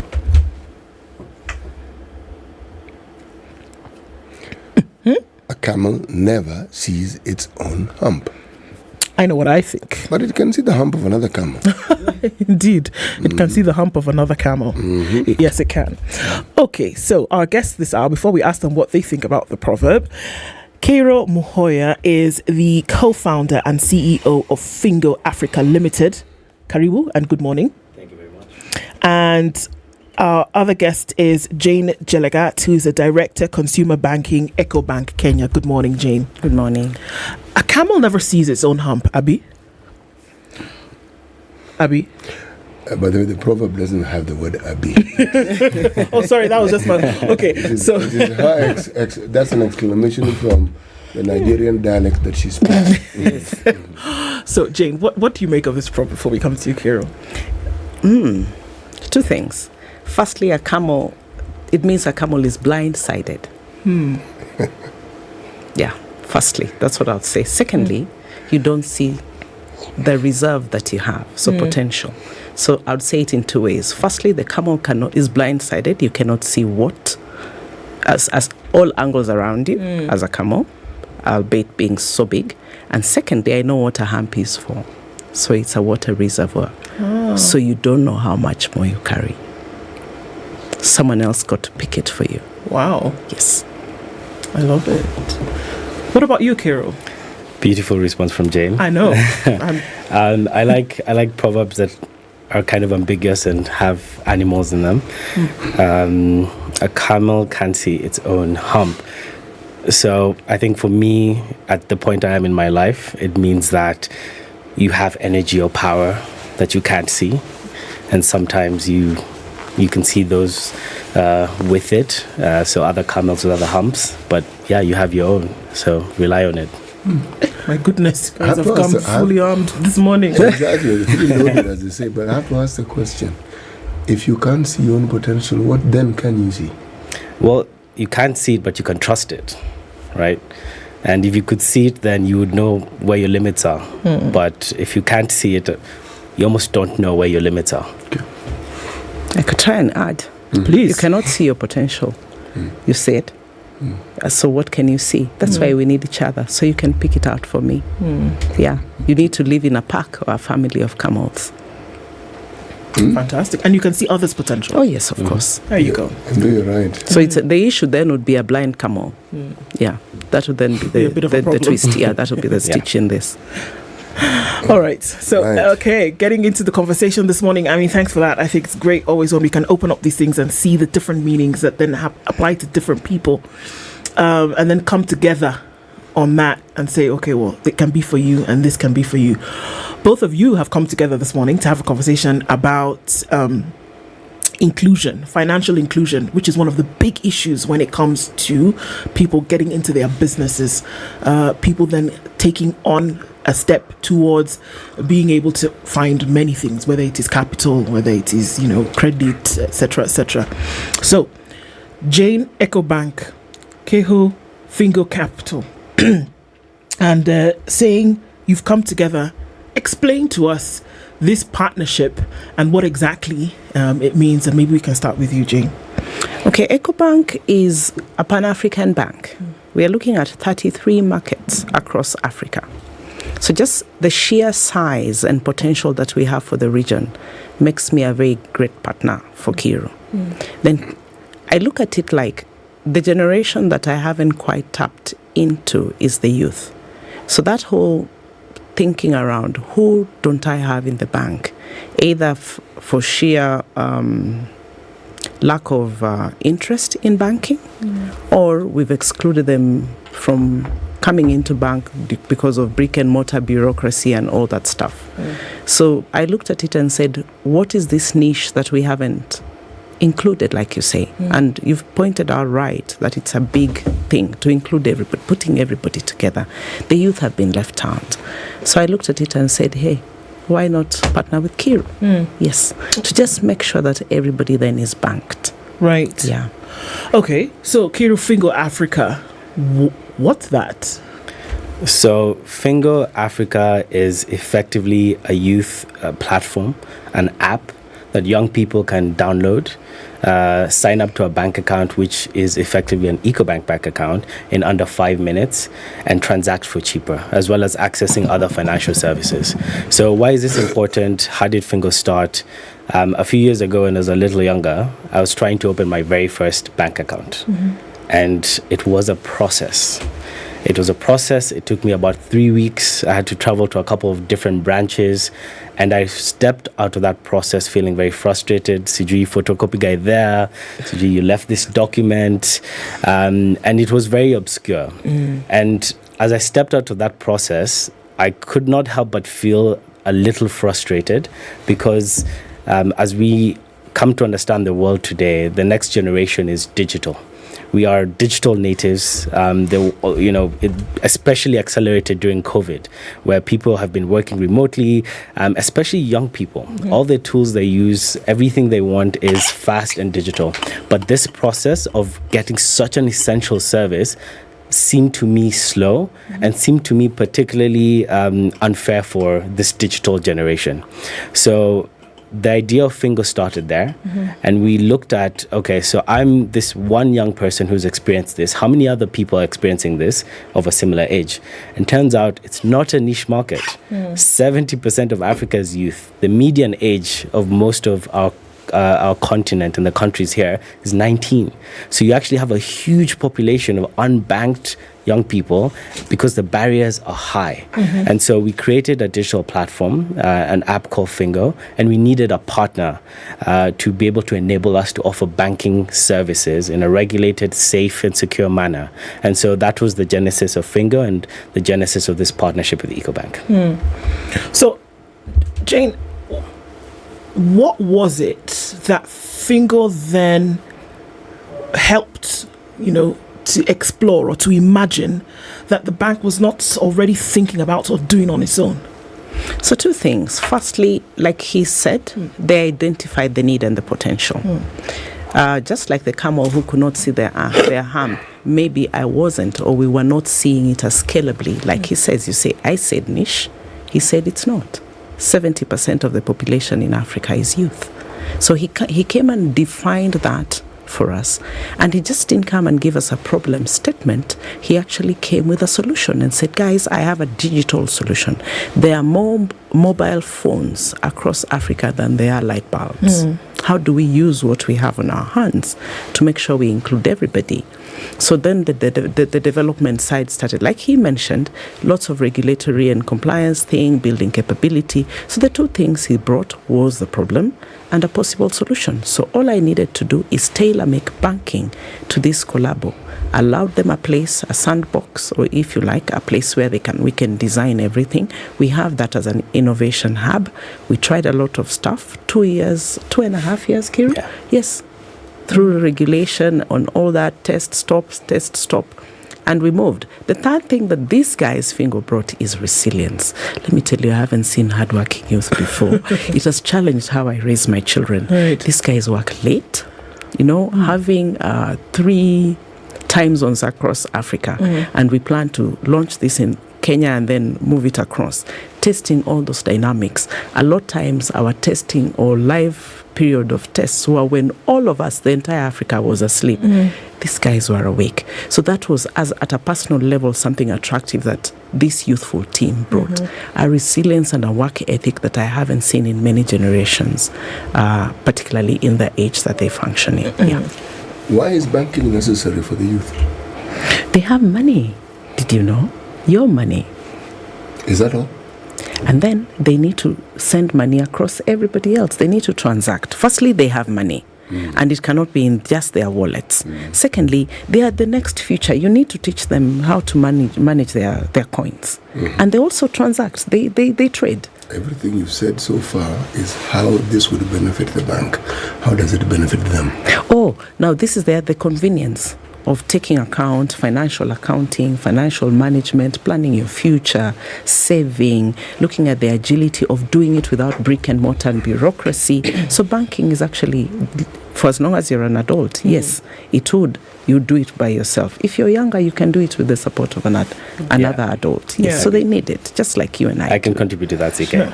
So if you look at the average young person, they are ambitious and they want to create wealth. And the basis of creating wealth is understanding wealth. Let's pause for a second. They want to create wealth or they want to acquire wealth. They're not the same thing.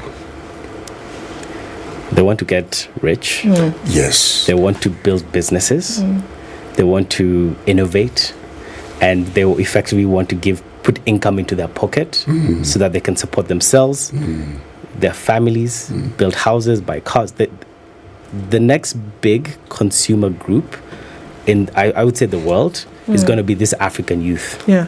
And without proper banking, then they will be unable to create that wealth, or they will struggle to create that wealth. They will use cash. They will have no credit history. They will not be able to build scalable businesses. They won't be able to manage their personal finances. And so their wealth creating potential will be damaged or at least hampered. Okay. So, based on those things that you've said, because I heard somebody say something again, maybe for the 15th time that I've heard it, but it made some sense where they said now, go towards businesses that are solving, that are solving a problem in the society, isn't it? So what problems then would the Fingo app then be solving based on your experience years ago where you tried to open an account and it didn't work? So now you have this app. What's it solving? So the first thing it solves is that account opening time and effort.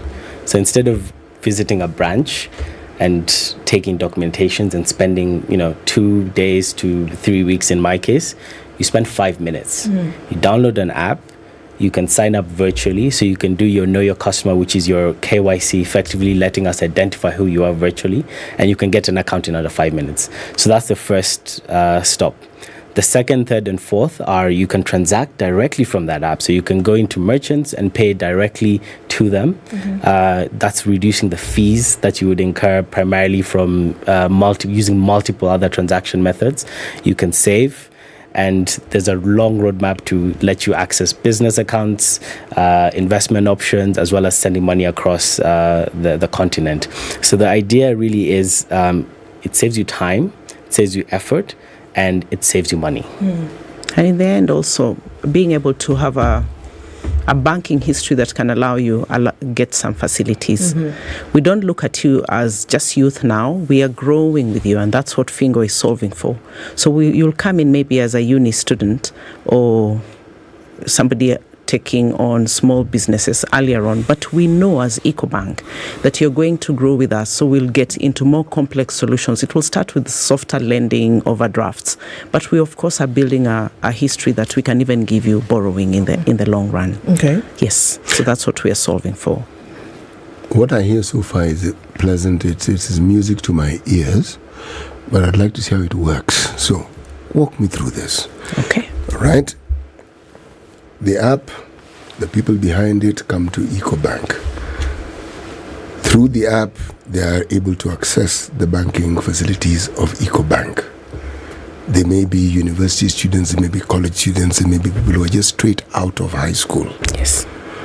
Now, what is it that you provide for them to help them understand banking, the system, the risks, the benefits, the trajectory of growth that you've mentioned? Because it isn't as though if I will open an account today and will know all that. It doesn't happen that way. Yes. But more importantly, the discipline that comes with everything that you're saying, more so when facilities have been offered, the discipline of repaying it. Yes. Okay, so walk me through that. So 2 things we have scheduled. You'll have pop-ups in the app that tell you, did you know?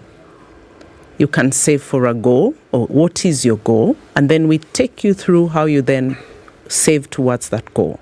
And then we give you rewards. So what we have built with the Fingo app is that when you meet a certain goal, you'll get a kicker from us telling you, hey, well done, this is it, and we can give you a certain discount, a better rate. So you drive that discipline. That's one thing. So several pop-ups. The use case I've given you is the one of building the culture of savings. So there are multiple other use cases. We want to put in wealth management, telling you that this is a destination, 15 years, how do you start it now? What are the multiple instruments of savings that you can do? So pop-ups on how to and why to. The other way that we want to do it outside the app is when onboarding. Like, look, today we are having this conversation. It's one of the ways. So we will go into institutions or places where we have populace target market, like unis. We want to partner with them. We go in and we take you through a financial management class, possibly 30 minutes. And we have the EcoBank Academy that will come in and help us do that, both for businesses, people who want to go solo on businesses or want to do partnerships, or they want to do it as individual bank accounts. We take you through that academic process and then tell you why you should then come into EcoBank through the Fingo app. So we'll have the on-app education, and then we'll do the off-app education, particularly on that. Now, continuously as you grow a certain amount, which we have built back end, we will then give you more complex solutions. We say, hey, we see you've reached 200,000, or you got your higher education loans board loan facility disbursed into your app. Did you know that you can plan it like this other than eating it all up at once? Yeah, so those are the things we then identify character-based behaviors through analytics, which we have in the app, to then determine how we educate you and tell you the opportunities therein within the app. Yes. How does this differ, Akiru, from other solutions that are in the market today, based on the things that you said? What's different that then folks will be able to take an advantage of? Yeah, that's a great question. And what's different is that it's youth specific. And so we really had a good time designing this application so that it feels African and it feels African youth. And so what that means is we looked at what are the most popular apps on the continent right now. In Kenya, in Nigeria, in Ghana, it's social media applications. So you'll find that Instagram, WhatsApp, TikTok, these are the applications that young people, one, onboard to without any issues. Like, you never have to visit a Facebook's shop to onboard. So the onboarding is easy. And two, they're social. So people love to connect. And money is an incredible way to connect. So what we've done is we've made the app, one, as easy to onboard to as these social media apps. And two, we've made them social. So when you open the app and you're sending money to your friends, it feels like a chat. So like a WhatsApp chat. You can add different messages attached to the money. You can add different GIFs. You can, when you send money with, a mobile wallet and you have to call them and say, umepata. You can say thank you within the app. You can just tap a button and say thank you. And when your friends sign up, you get a pop-up, hey, so-and-so has just joined Fingo. And then beyond that, one interesting thing that we've been able to do, and this ties into financial literacy. I don't know if you both remember the first time you opened your first bank account or the first time you began learning about financial literacy. It's usually not something people give you in a curriculum. It's something you kind of learn by making mistakes of, right? Yeah. You make a mistake, you're like, and then you look back and you track your expenses and you realize, I made a mistake. So what we've been able to do is give you visibility of your spending. So if I go on my app right now, for the last 30 days, I can see who I've sent money to the most, or the one merchant I've spent money on the most. And that visibility is almost, it gives you, it builds character, one, and two, it designs behavior. So the analytics, the ability to just see your spending, the ability to even gamify different aspects of financial services mean that the behavior and the learning curve is a lot, it's designed for this age, right? Yeah. And minus that, there's a lot of different African features we've put in. So even the look and feel feels, you want a young person to kind of download it, and by the time they're opening, they have the feeling of Nietu, like it's ours, it feels like ours. And so that look and feel has also been a very important part of it. Are you saying, therefore, that when people interact with your app, part of what the app does, it collects data, so it analyzes, meaning at the end of the day, you will know over a period of time that client XYZ has these preferences. Yes. I'm saying this because I look at apps, like, I'll give an example, Amazon. Yes. If you interact with Amazon, after a while, they start suggesting things for you. They tell you, what do you think? So buy another hat. Yeah, absolutely. No. The hat they've already assumed you have. They won't tell you about the hat. They'll tell you about another accessory that could complement the hat. Yeah, they might tell absolutely. you socks, gloves, jacket. Now, what I'm thinking is, if it's a financial app, is it able to do that for the client? Is it able to say, you seem to spend on this, meaning it's figured out this is how you go about spending your money? Yes. And is it able to then analyze that data and make suggestions and give indications to the client, or does it give indications to you, the person who manages the app or the bank? So that's a very powerful statement. And I think that statement is where all the products and services we're using today should go into, which is personalization. So you download, an app and it's banking, but actually the more you use it, the better it becomes for you. The more personalized it becomes. So it feels like you have a banking partner. You feel like your app is getting to know you better. So the data is still, a very new, people are still figuring out what to do with data. And the personalization, as you mentioned, with Amazon or even some of the other social apps we use, they personalize it and they target it to, effectively sell goods and services that would benefit you, such as, your hat or other accessories. So what we would... I do have other clothes on there.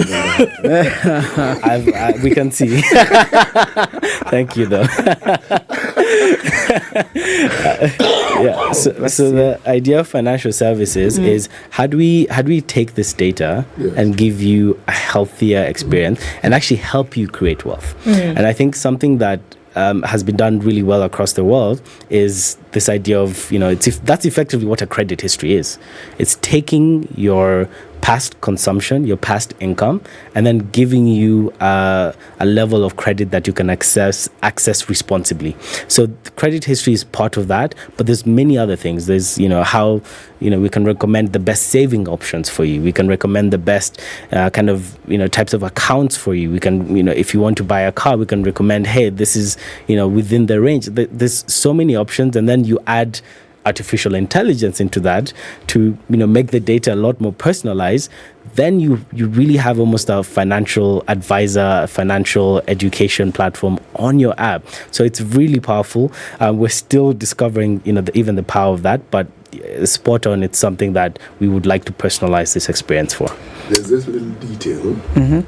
I want to break or can I ask a question? Ask a question and maybe you can see if we can come back and answer it after the break. Why don't we go on the break, then I can ask the question after the break. Okay, just as you like it, Siti. All right. The Fingo Africa CEO and co-founder, Kiro Muhoya, and Jane Jeligat, who is the Director Consumer Banking, EcoBank, are our guests in the studio this hour. And we're talking about financial inclusion for the young people who will take up the majority of business in the coming future, and we're talking about solutions towards that in the Fingo app this morning. Even as we go on a break, let's remind you that the Kuza Awards are coming. 15601 is where we'd like you to get on and vote Spice FM as your favorite station. And remember, voting goes up until the 28th of May. Do that and talk to us talked to Kuza about how you would like your favorite station, Spice FM, to come out winners during those awards.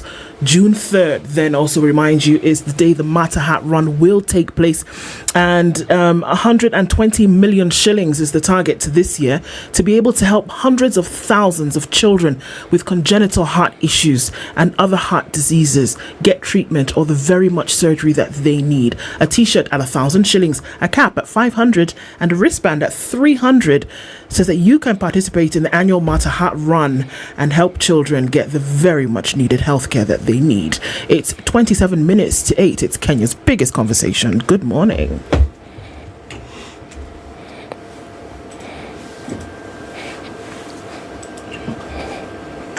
This is the Situation Room, the only way to start your day. This is one of the hottest show that we can ever miss in the morning, and it's a show that really gives a real situation in the Situation Room. Pleasure to be here. Thank you guys so much. Nduth, nice meeting you. And even beautiful in person more than in photos. Say that again. Character is like pregnancy, you cannot hide it. You know, people hiding here and there, you know, but after 2-3 months, 5 months, now you realize, so that is why the attitude that you were showing us, you're pregnant. It's like what my grandmother would say. You cannot pickpocket a naked man. How's that? It's communal, isn't it? No comment. The Situation Room, Kenya's biggest conversation. It's that time again when we get to gather around and marvel at the great engineering, raw power, finesse, and sharing our round motor love for motoring at the annual Digger Motor Show 2023.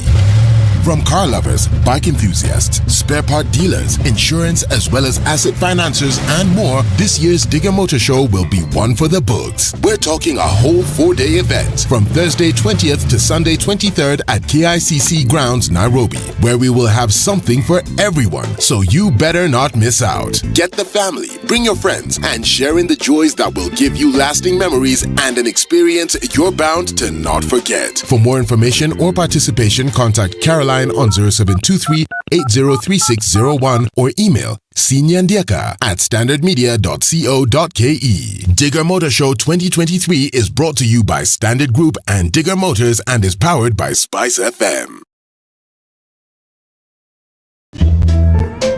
Aki, I feel like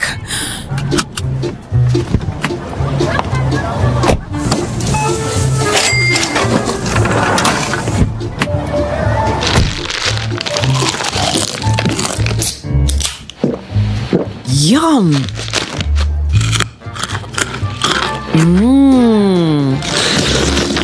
Have exactly what you're craving when you crave it at Shell Select. Crave it. Have it. This year's Kuza Awards are here, and we are banking on you to vote for us. All you have to do is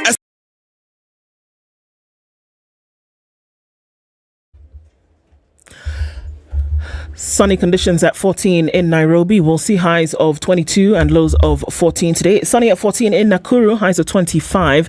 And we'll see highs of 21 in a cloudy Nyeri at 15. It's sunny at 14 in Eldoret, highs of 25.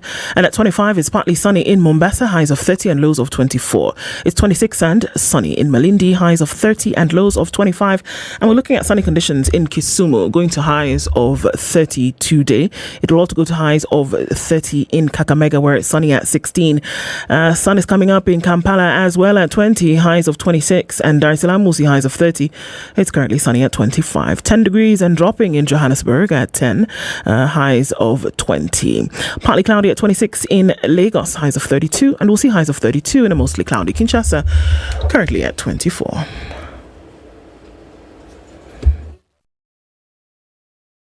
Online, mobile, and on radio. www.spiceradio.co.ke. Outbound traffic on Waiyaki Way today is probably what you have to contend with if you're leaving the city for the weekend. That's what we're looking at coming off James Gishuru. Not so busy right about now. Just at that drift is where we'll see some of it. It's all traffic that's coming off Gitanga Road, coming off Naivasha Road, and then heading towards the city. Waiyaki Way is not looking too bad. It'll take off some of that traffic from James Gishuru and give it off to the Red Hill Link Road, which doesn't look too bad right now. The Thika Superhighway is also all right. We've seen some outbound traffic out towards Kiambu County in terms of Thika Town. Coming in from the drift, you'll see some traffic going towards Pangani, and it's also heavy on Kiambu Road. I don't know how many lanes we are at right now, but it's doable. We can do this. Yes, we can. Let's just be careful while we're doing it. Talk on Spice FM KE on Twitter. Keep things moving this Friday morning.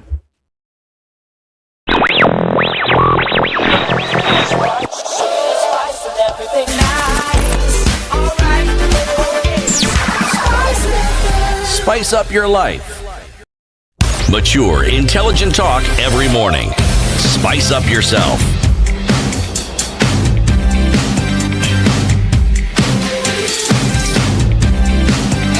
Mornings done right.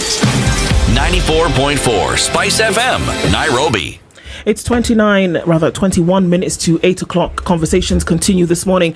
Our guests this morning are Kiru Mohoya, who is the co-founder and CEO of Fingo Africa Limited, and Jane Jelagat is the Director Consumer Banking at EcoBank. Before we went on break, CT had a burning question. We're not burnt. What I wanted to ask was this. The conversation we're having seems to be premised on an understanding that everyone who seeks banking service will follow the rules and they will have no problems. Now, people do have problems. By the time you're talking about credit rating, it means you want to determine whether some people are credit worthy. So now, someone may land themselves in a situation where they're in the category of individuals who are not credit worthy. They may end up being listed by this delightful institution called CRB.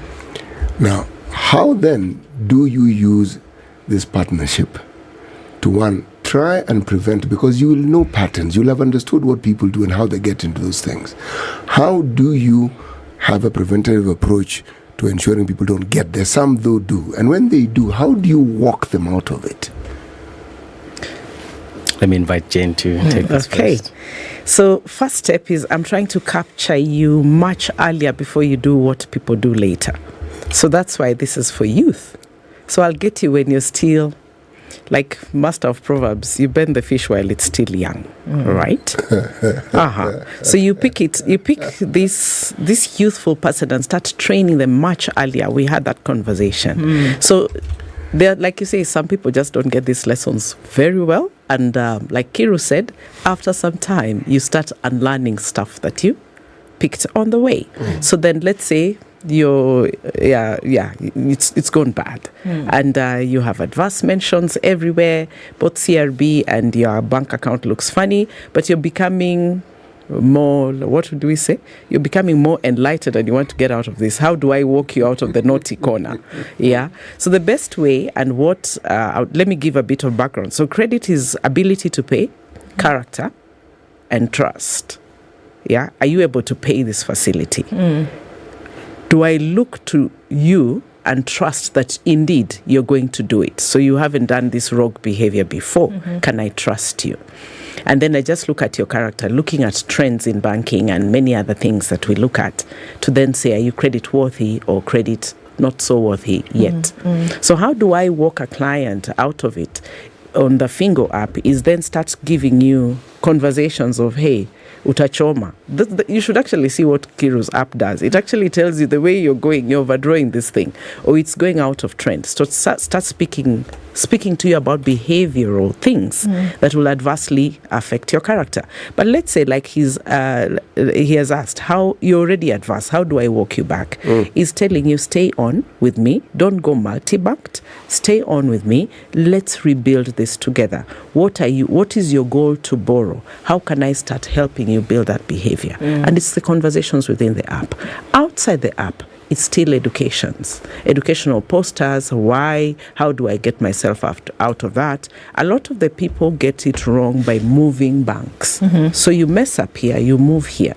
But like you say, CRB goes and picks your history where you goofed earlier. and tells this other bank, hey, you see this guy or this lady? Yeah. She's done this in bank X. So stay in one place and build back trust, build back character. The bank will give you money. Okay. Carol, just looking at behavior, right? And looking at this app, behavior in this sense, what's happening with, credit facilities and all that. Let's look at behavior when it has come to the issues of digital fraud. By the fact that you are tinkering with any kind of technology that anybody then can get into the back end and start to fiddle with. How then does this protect? How then does this assure folks who are getting onto this app that, number one, the information is secure and that their money is safe?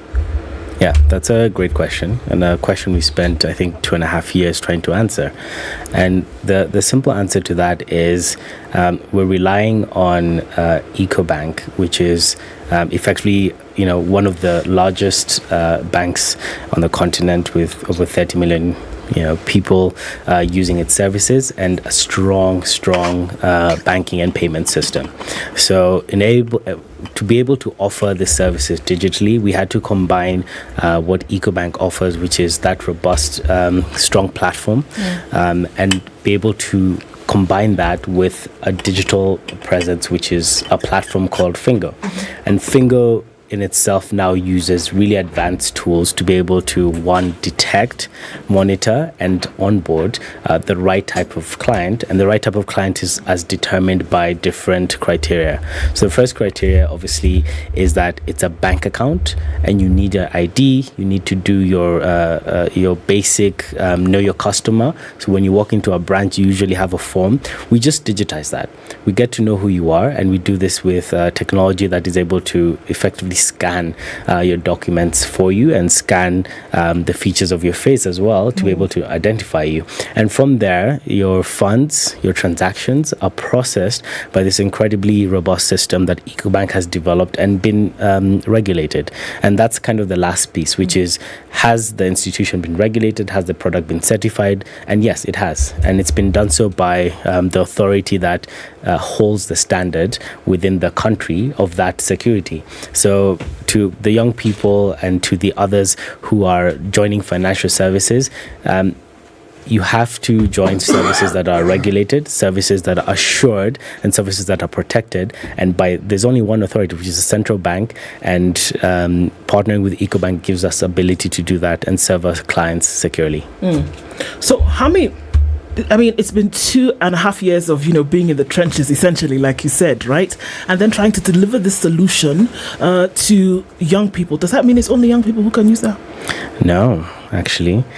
We've gotten interest from all sorts of different potential clients. So business owners, people wanting to send money even from the diaspora, people of even young people. The word young can mean anything. Young at heart. I think that's probably what we would say, young at heart. So please feel free to download the app and check it out.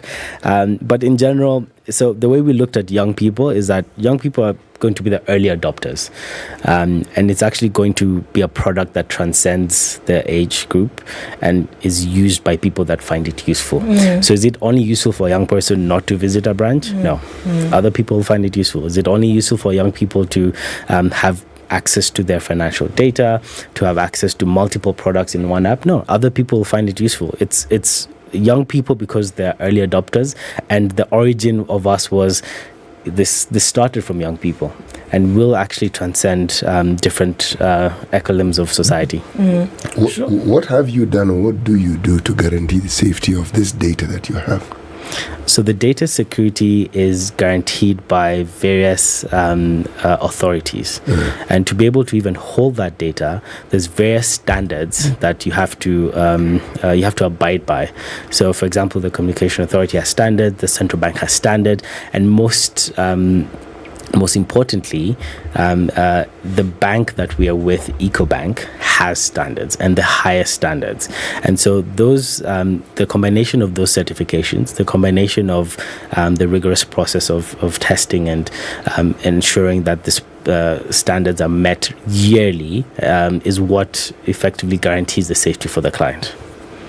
I'd like to also add that we also do the other end. While I'm holding the rigorous side of making sure your data is safe with me as a bank, we also educate you. You've seen a lot of cyber crime going on. Yes. So there's multiple steps of authentication, both text, those single-use, what we call the OTP.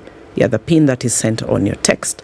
We back up with a Gmail. You have a 2-step authenticator, like you said, biometric, to just make sure that your data doesn't leak, whether by your own doing or by the side of the bank. So on the side of the bank is very rigorous. So on the app, like you said, 2.5 years later, we've made sure that all the customer data and education is actually safe. Okay. And we continue that education process. Right. EcoBank is a Pan-African bank. Yes, we are. Right? Around the continent. Fingo Africa is also, now we're looking at a continental company with an app that can be used in different countries. Yes. What is the appetite for digital banking in the other countries where there is currently representation and where you would like there to be representation for Fingo? Yeah, it's a great question, and it's something I wondered all those years ago when I was first thinking of Fingo, and I was thinking, how many young people are there across Africa that might want financial services and are struggling to access financial services, and because the demographics are so similar. Because you will find that a 19-year-old in West Africa, a 19-year-old in Southern Africa, or a 25-year-old or 30, or any of these different demographics are going to want a very similar experience. They're going to want digital first. They're going to want seamless. They're going to want a fully digital and a fully end-to-end kind of experience that is digital. And so the demand factor is also driven by this youth population explosion. I think one thing I was talking about with my friends recently is that there's currently a tour going on by a really famous artist, Beyonce. You might have heard of her. It's called the Renaissance Tour, right? And we're looking at Africa as a period of time where young people are getting empowered. They're accessing education digitally. So the barriers of education are falling. Young people are creating businesses. Young people are creating art. Young people are creating all sorts of different subject areas that could be considered a renaissance. And so we would want to empower these young people with the financial services to be able to achieve that. So if you're an ambitious young person across the continent and you want banking services that speak to you, and you want to be part of this, what we're calling African economy, African youth economy, or African renaissance, then Fingo becomes the platform that you can use and not stress about. I would like to just add something. So like you said, what's the appetite?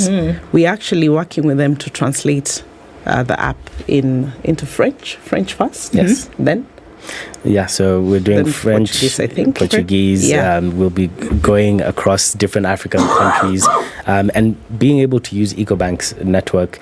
EcoBank has banking licenses across 33 plus African countries. Yeah. And if there's young people in those countries, which they are, then banking services become essential to their lives, and we're able to then provide that, tailor that to their country and provide that to them.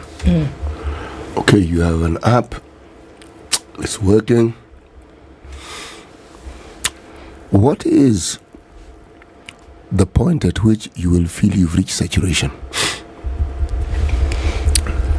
Saturation meaning we're happy or we're full? No. It is an open-ended question. I want you to fill in the blanks as you see fit. Yes. So by 2050, over half of the world's young people will be in Africa. So that's 1 billion plus young people, and young by UN definition is under 35, will be in Africa. That's over 1 billion people. That's the most young people there'll ever be in the world in a single continent. That's the largest working population. Those young people are going to spend. Those young people are going to create businesses. Those young people, if empowered, educated, are going to make a large economy. Is there a financial services institution right now you can think with 1 billion people? That has 1 billion people, like 1 billion customers, or like 1 billion people on the platform? 1 billion people on the platform. I think we'd be hard pressed to find one, right? We'd be very hard pressed to find. Very hard pressed. Yeah. And especially new clients. You can't find that anywhere else. So the idea of saturation is you almost have to look at it in generations. This generation will explode, and so will the next. And the way the population will grow is that you will not be able to saturate, and because it's digital, you will not be able to saturate the number of people that can potentially be on it. So we have really ambitious goals. We want to serve hundreds of millions of young people, and we want to do this over the long term. And we think that this youth demand will continue to grow. And so we will aim to serve hundreds of millions of young people over the next couple of decades, if not centuries. Okay, now sorry, please go ahead. From his perspective, is targeting young and continues to look at young as they grow.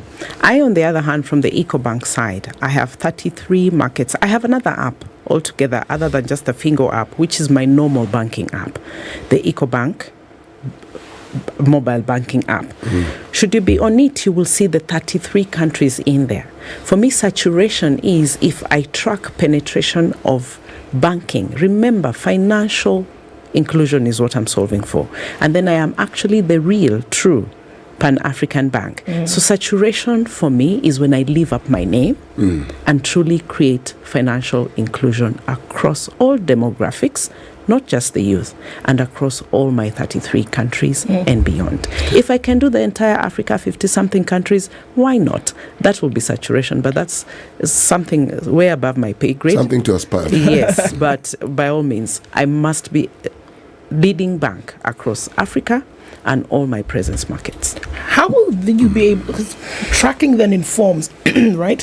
And then with the information and data, you're then able to know, are things working, right? Or do we want to go in a different direction? So then with this, from the institution side and then from the app side as well, are you then able to follow up and look at the trends, look at the behavior of people who get on this app, and then be able to say, okay, this is working, it's exactly what I wanted to do, or actually no. So are you able to pick up that information and then now use that to inform action that you will then take in the future? Yeah, absolutely. So when we look at what use cases young people will use it for, you're able to then direct them into different features on the platform. And young people could be, and there are different sorts of young people. Your average 30 or 25, between 25 to 30 will probably want more advanced services, will probably want access to a form of hustle account, a way to develop sending money, a way to develop credit, but again, your 19 to 25-year-old will also want something else. And then someone above 30 will want something else. So the idea is actually, how can you use the data that they present to you to tailor an experience for them, to give them a kind of unique experience that they're able to have almost this one-stop shop of financial services. And because we're able to lean onto all these markets and so many wonderful products that EcoBank offers, we can create that end-to-end one-stop shop experience for you, make it quick, make it easy, make it affordable, and make you feel like you have this incredible financial partner that can do anything you can imagine. We know how banks make money. Yes. How do you make yours? The exact way the banks make money. And how is that exactly? Because you're not a bank. Okay. Jane, how do banks make money? You go fast. Okay, so if you were to put into ChatGPT, how do banks make money? It would probably say something like, banks make money from interest. So if interest on loans, interest on managed assets. They charge you for everything they do for you. Put it simply that way. It's a service, right? Yes, so they charge. Services charge, and banking and financial services is one of those that charge. However, the fee and the amount you charge is what's depends on, is what gives you as a consumer the choice as to where do I bank with. And the fee can sometimes look like it's what's on the paper, but the fee is also in terms of effort and difficulty. It pays. What are you solving for? The fee is also in effort and difficulty. I understand the discussions around money are not always easy. Yes. But you are not doing this pro bono. Yeah. Oh, by all means. It isn't a voluntary service where you have been spoken to spiritually and you're now being led to provide this service. It's a good service. Yes. It's a service that's supposed to make you money. Yeah. So it's important for people who want to partake of it to understand. Because if you aren't making money, then how is it that you then want to talk to people about how they can benefit? Absolutely. Yes. You need to make money to convince people that you can provide a service that will help them with their money in order that they too can make money. Don't you think so? Absolutely. Yes. Absolutely. So it will only be, it's prudent to say so, you'll see funded income. So this would be... that's a bit, let me use layman language. So money from loans and money from transaction fees. Yeah, that would be it. That is how it comes. So that's how banks make money. Yes. Yeah. I think Africa can be excited about the future. Africa can be excited about today. Africa's young people can be excited about today in terms of what's happening. And I mean, great minds coming together with future-looking institutions to deliver solutions that will work for business, that will work for young people, that will work for the continent. Cairo Muhoya and Jane Jelligat, thank you for joining us on the conversation this morning. You've been in the hot seat and you've delivered beautifully. Thank you so much for being here today as we've had that conversation. It continues after 8 o'clock and the Registrar of Political Parties will be in the hot seat after 8. And we have those conversations. Assist is reminding you that you can grab a cuppa of what is available on the global market and also right here in Kenya in different variants, grown here, packed here, and delivered on the shelves for you to enjoy from the Kipkatich Tea Estates. Thank you for joining us. It's 8 o'clock.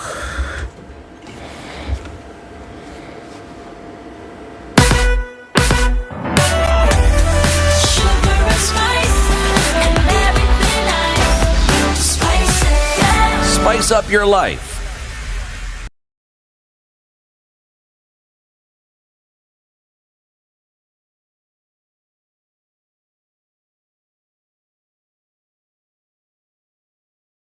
At the top of the hour on Vibes Radio.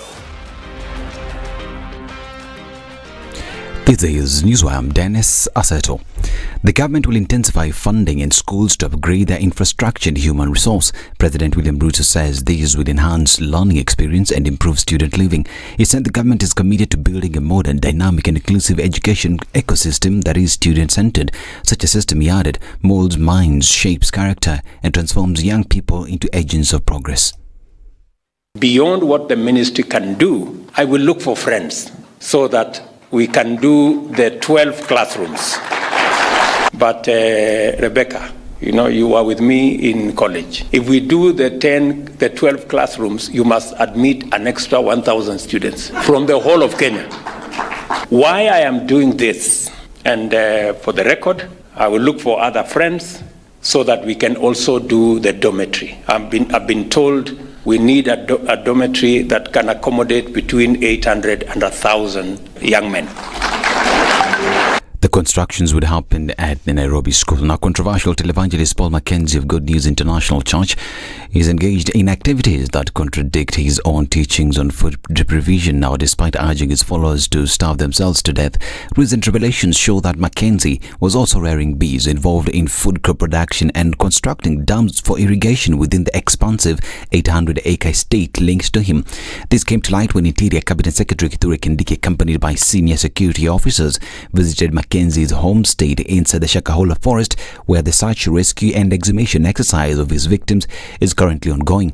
Mackenzie is accused of inciting and possibly forcing his followers to starve themselves to death as the only path to Jesus.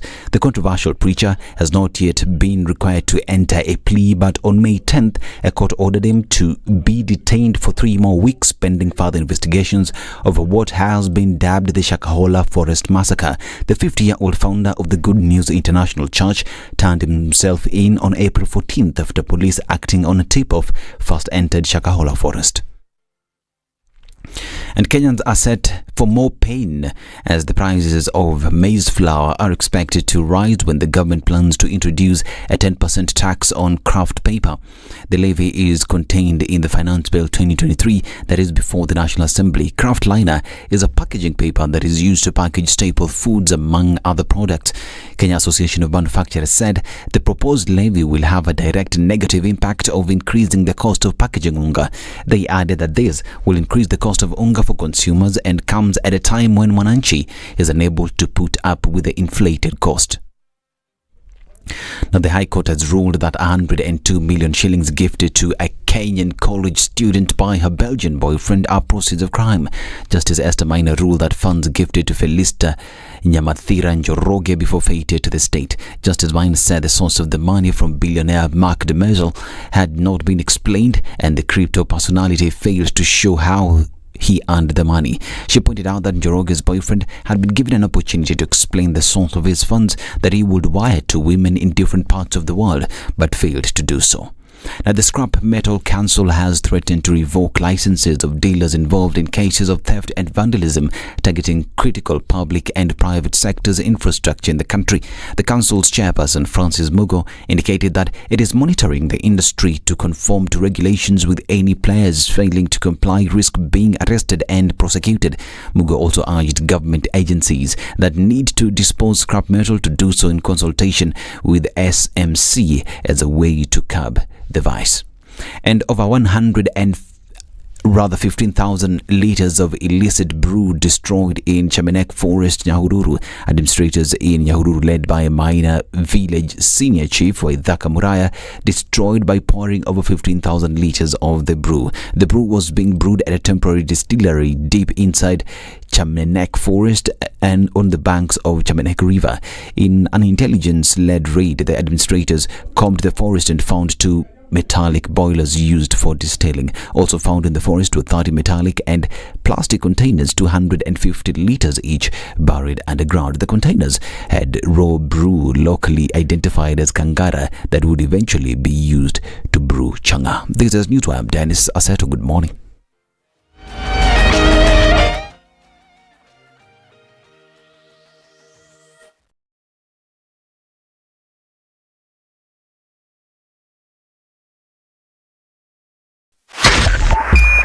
.5 Spice FM, Kisumu.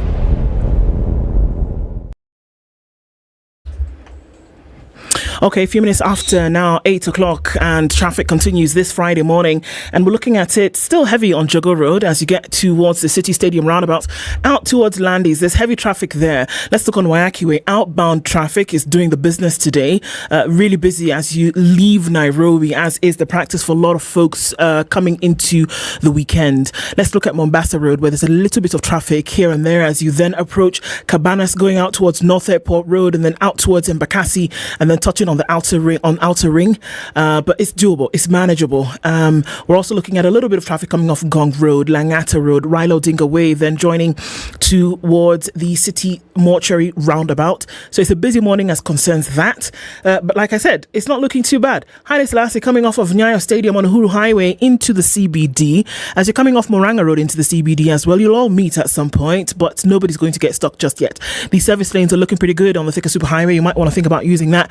The Southern Bypass has felt neglected for the last few days, guys. Use it. It's going to help you run away from the traffic. Let's talk on Spice FM KE on Twitter as we keep things moving this morning.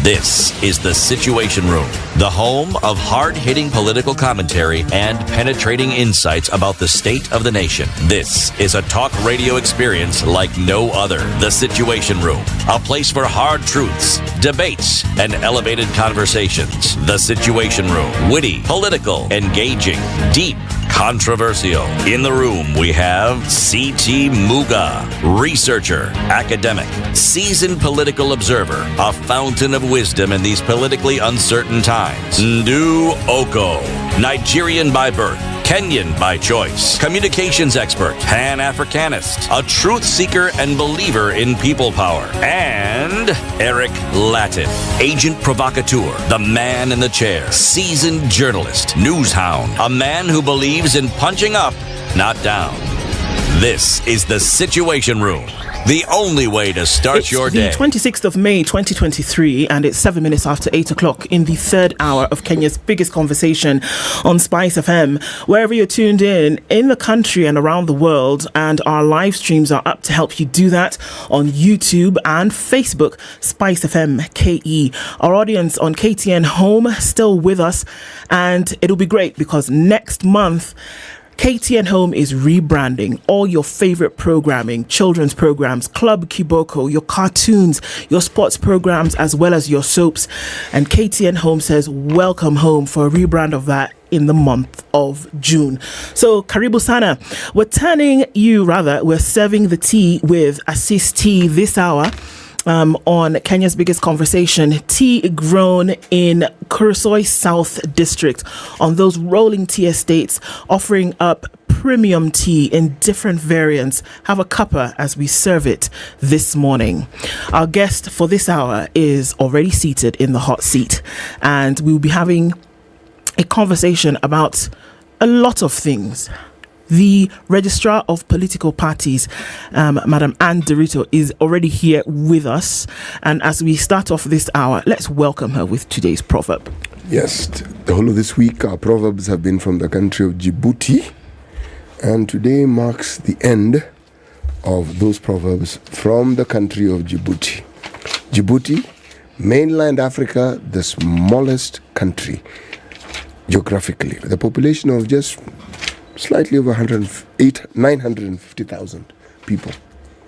Well, the country that's smaller than Djibouti on the continent of Africa is Seychelles. Seychelles is smaller. Okay, today's proverb. A camel never sees its own hump. A camel never sees its own hump. A camel never sees its own hump, Madam Dorito. What do you think of that? What do you make of that?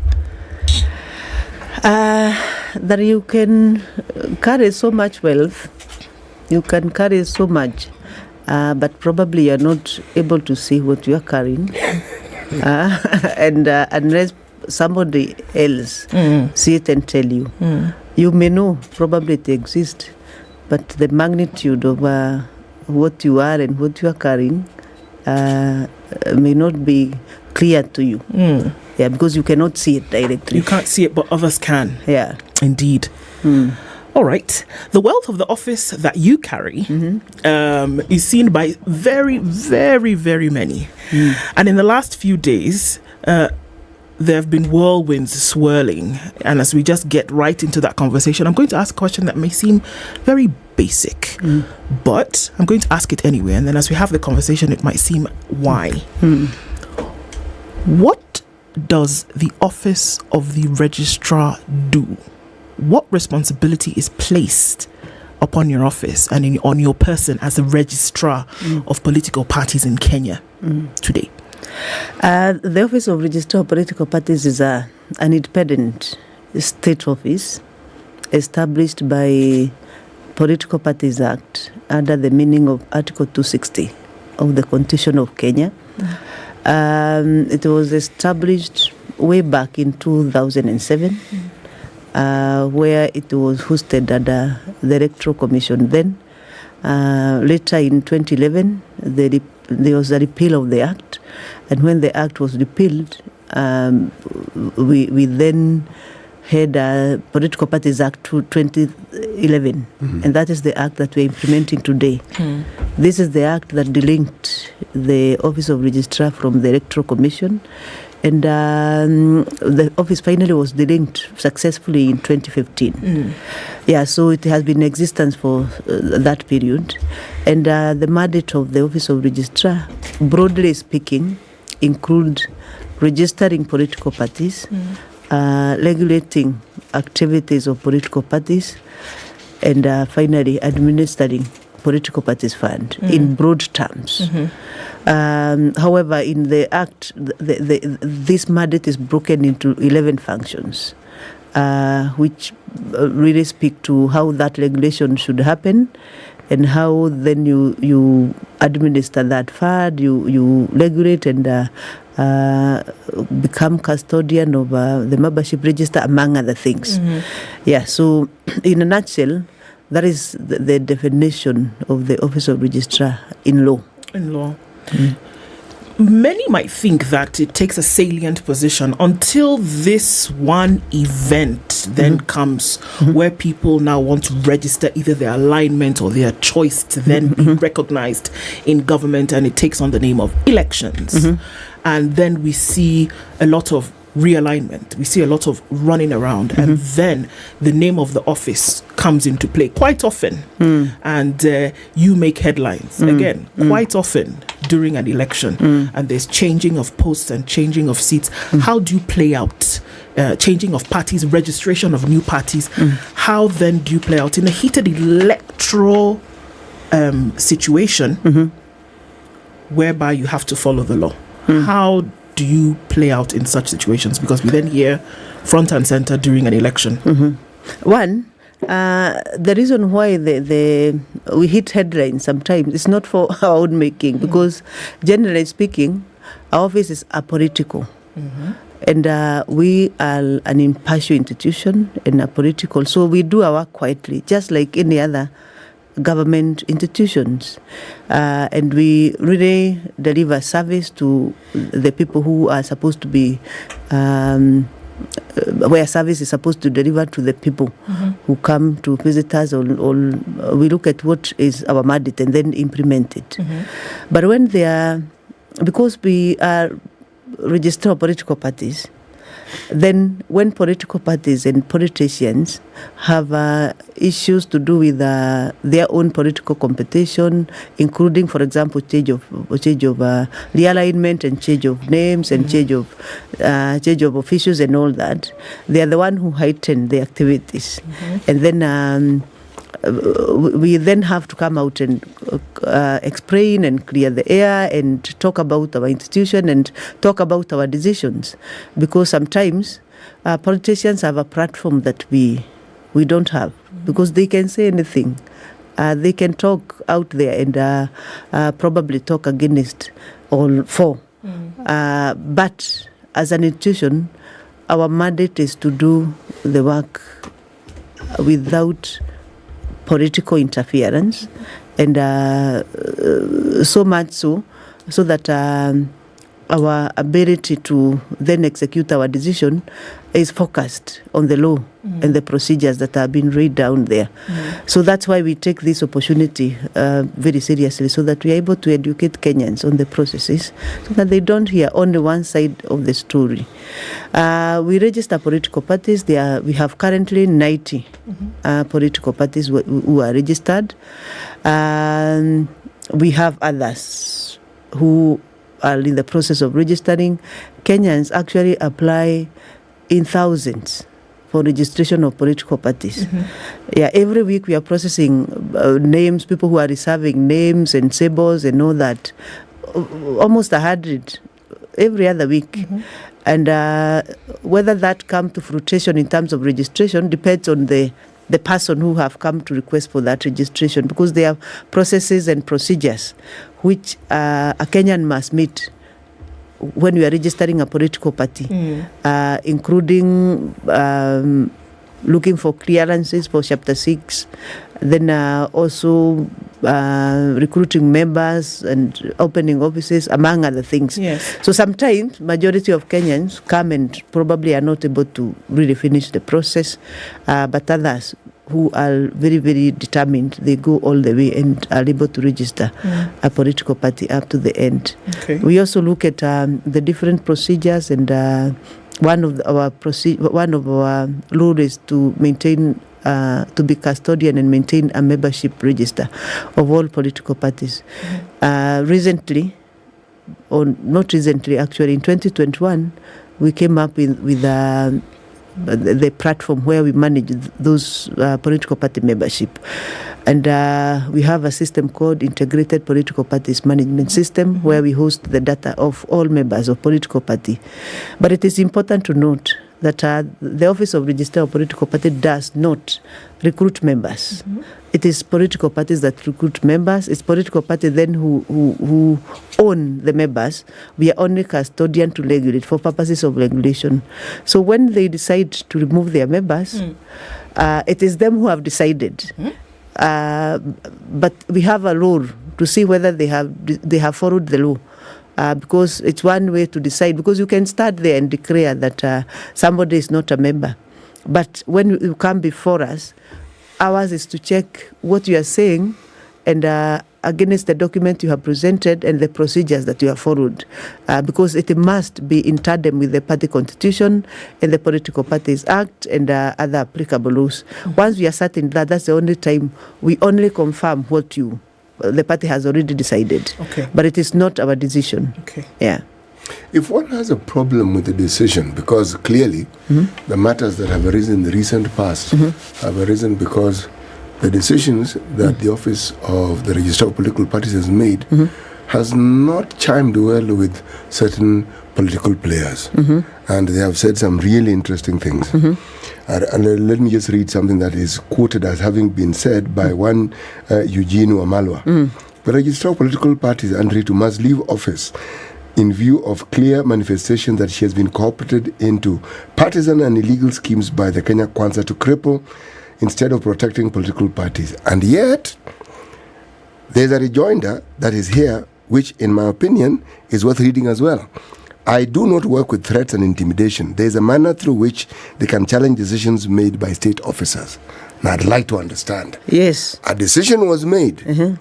Now, here is clearly a political statement being made by Eugene Wamalwa. Yes. What are the procedures that one follows when one disagrees with the decision that has been made by your office? I want first of all to note in any dispute, not only at the Office of Registrar of Political Parties, even in court and anywhere that a dispute is, when a decision is made, there's always an aggrieved party. Somebody who feel that it could have gone in my favor. But at that particular time, a decision has to be made, and the person who is making the decision look at certain things. Okay. Once you do that, then the aggrieved person, because you cannot have a decision that is favoring both sides. There's no way that one can happen. So once a decision is made, and in this case, in our case, we looked, first of all, the decision was made by the party. What was our role in that was only to look, as regulators, we are regulators. Yes, you are. Is to regulate the manner in which that person has fairness been done. Has this person been given fair hearing? Did he appear? And those are the conversations that the politicians would not want to venture in. Was due process followed? Was due process followed? Yes. Because that is what we look at. If the due process was followed, and remember, in this particular case, at this dispute started long in February. The first time it broke out. Yes. Of course, probably it was simmering within the party, and the minute the first meeting was held. And then we said, we have seen your minutes and we have observed, and we tell you, go and sort your matters within the party first. We were taken to the tribunal, which is okay because it's within the right of every Kenyan to go to seek for redress. And the tribunal told us, no, you're okay, you have right to observe what you have observed, but I think it's a bit too early. Allow the party to finish its processes before you come in. And we agreed. And then even in our letter we had said, go sort this matter, internal dispute resolution mechanism. Yes. And if there's a discipline issue, then you take people through the disciplinary procedures. Yes. So the party went, the people who are being addressed within the party went and did that. They went and carried out the process since February to the date. Now you hear we made the decision. Processes were going on within the party. The people who are aggrieved appeared before the disciplinary committees before the IDRM and all that. They were served with the rulings. And all these things were documented. And all those things were documented. They were served even with the ruling by the party. And so the documents were brought to us after we confirmed, and we actually confirmed that these people were served. And then we looked at the procedure. Every procedure. Did the party do this? Did the party do this? Did these people appear? What did they say? Yes. And all that. And because they are not our members, they are members of that particular political party. And procedures have been followed. They have followed their own party constitution. They have followed the Political Parties Act. I do not, and we are apolitical. Yes. We cannot, people expect that we read politics. Yeah, you must see politics and the direction, the politics and all that.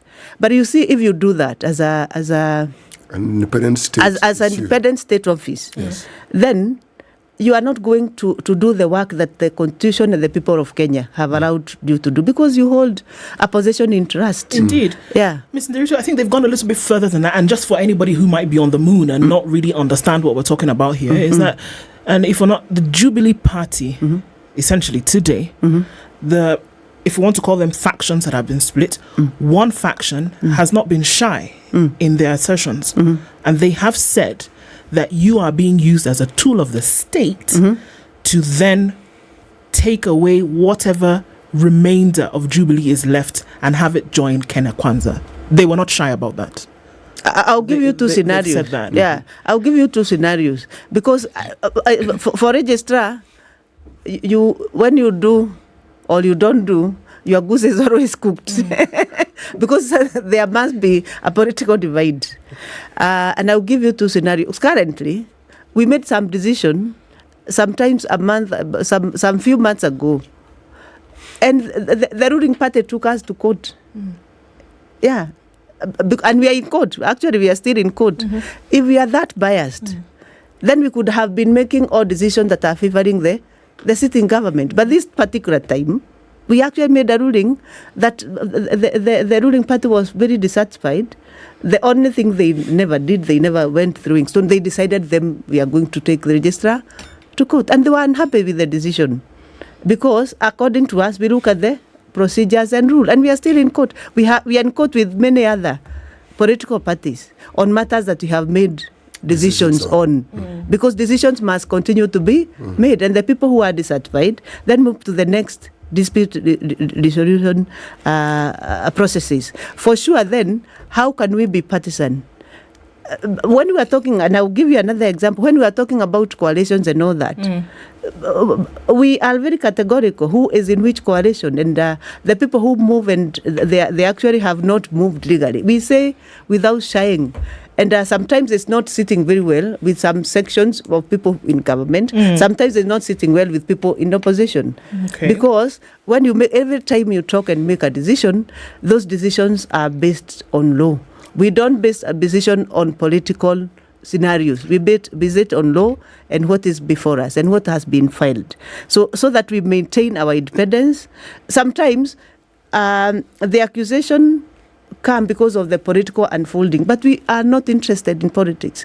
Ours is whether the law has been followed at that particular time. You cannot rule when you don't have documentation that has been presented before you, that you read around politics and then you rule, because that we are apolitical.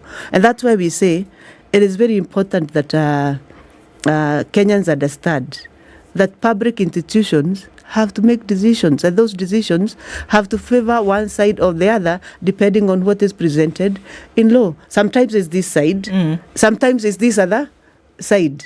Indeed, as we are accused from right, left, and center, sometimes we are accused from the political divide. When we make a decision from this, the other time you are accused from this other political divide. Finally, they are lost. They say, now we don't have to, because we are using the law. We are not using propaganda. We are not using, just like you are saying, intimidation and threat. Because if we are intimidated and threatened, who will stand for the law? One of the things that they took issue with was for the letter that you wrote on the 19th of May. And you wrote this to the Deputy Secretary General, Mr. Joshua Kutun. And you called the NEC meeting that was convened You called it unlawful. They took issue with this directly. Which one? The letter that you wrote on the 19th of May that you delivered to Jubilee. And you called the NEC meeting that took place previously as unlawful. And what you cited was lack of quorum in that letter. Yeah. What was that about? Because they've taken particular issue with this. We've heard as well that one Mr. Kioni actually said that the letters that you sent were backdated in terms of, the dates that you put on the letter. Why would they go into that intricate detail of saying that you've gone ahead and done something like that if you have said on the other side that you followed the law explicitly? Now, I would want to understand what is backdating. Because you can only talk of a backdating of a document if there was another document that was available that had another date. Then you cancelled that and backdated another.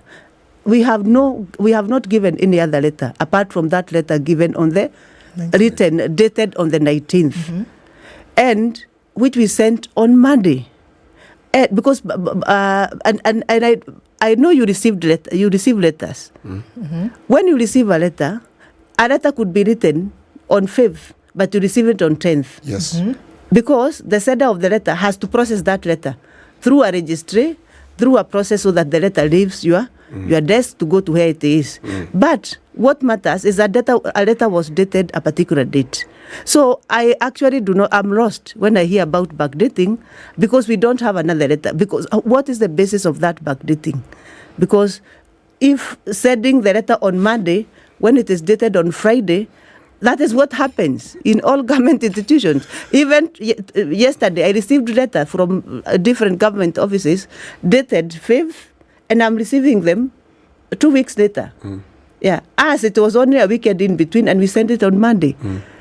That letter, that's when they received it. Then what do you mean? And I want to understand what is this backdating, because there's no other document that we have released dated another date. Madam Registrar, you are the registrar of political parties, which means of necessity you're going to be dealing with politicians. And I agree. And I know, and they should know I love them. Yes. And I don't mind dealing with them every day. Yeah. Will do what politicians do well. Yes. I want to understand something. When these decisions are made, it is your name that we always hear. And so one gets the impression that you sit somewhere receiving letters by yourself. Yes, and then you read and you decide, okay, this one, no, this one, I'm not going to do it this way. How does the office of the registrar of political parties make decisions? First of all, the office of registrar has 7 departments. One of the departments is called legal department. We have another department called compliance department. Under registrar, there are 2 assistant registrars. The registrar does not make decisions alone. Once documents have been filed, what we do, we give them to the team, mainly the legal department and the compliance department. So who are in this team? The compliance department, they are lawyers. They are lawyers. They are lawyers. Majority so the of them. departments represented are compliance, and legal. And those are the main departments that will work on documents. Yes. And then we have the level of assistant registrars. We have one assistant registrar in charge of compliance, and the other one. The other one is in charge of registration. So they sit. They look at those documents. The final looking at the document is where we sit, me and my 2 assistant registrars, and we look at the merit of the case that has been presented, and then we make a decision. In this particular one, that is exactly what we did. It came from the legal department. They evaluated, they checked what is there, and they agreed that this is what we need to do, and then they came and presented to the registrar and assistant registrars. And then we sat and made the decision. Okay. Yeah. Now, in a case such as that one, but unfortunately, I happen to be the head of the institution and the spokesperson. So your name will be mentioned. Those are back stops with me. Let's take a break on that point. We'll come back and continue after we take a look at what's happening on our roads. But before that, I want to remind you that Centum wants you to imagine being able to own the place that you live. And as you imagine that, pick up your phone and send a text to text 2 Rivers to 22365, and they'll have a chat with you about some of the things that you can do living in these properties that they have created and have constructed and built that you can then call your own. Walk to your bank and have a conversation with them about the Kenya Mortgage Refinancing Company and learn how you can turn your rent payment into a mortgage payment and start the journey towards home ownership.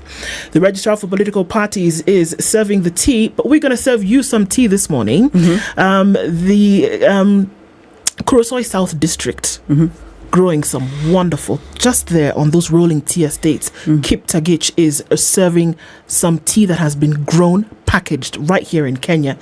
Different flavors from ginger to lemon to tangawizi, purple and hibiscus, and we have some of that tea for you today. CT is going to give that to you, and so you can experience tea as is, and enjoy what is enjoyed on the global scale. Yeah, thank you. Premium tea as is premium tea. Exactly. Yeah. It's 27 minutes to 9 o'clock. Kenya's biggest conversation continues after this.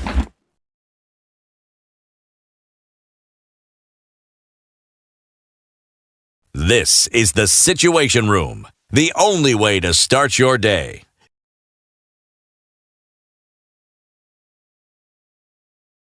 This year's Kuza Awards are here, and we are banking on you to vote for us. All you have to do is SMS Kuza for free to 15601 and vote for Spice FM as your favorite station. Remember, voting closes on the 28th of May, 2023.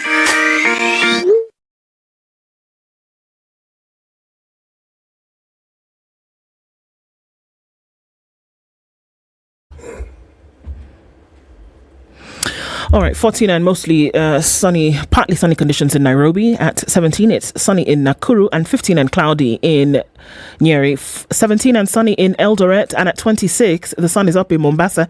It's also sunny at 26 in Malindi. 22 and sunny conditions in Kisumu, and at 20, Kakamega is sunny. 20 and partly sunny conditions in Kampala, and we'll see the sun is up for most of today at 27 in Dar es Salaam. It's dropping in Johannesburg. It's 8 degrees, and it's partly cloudy at 26 in Lagos, and partly sunny at 24 in Kinshasa.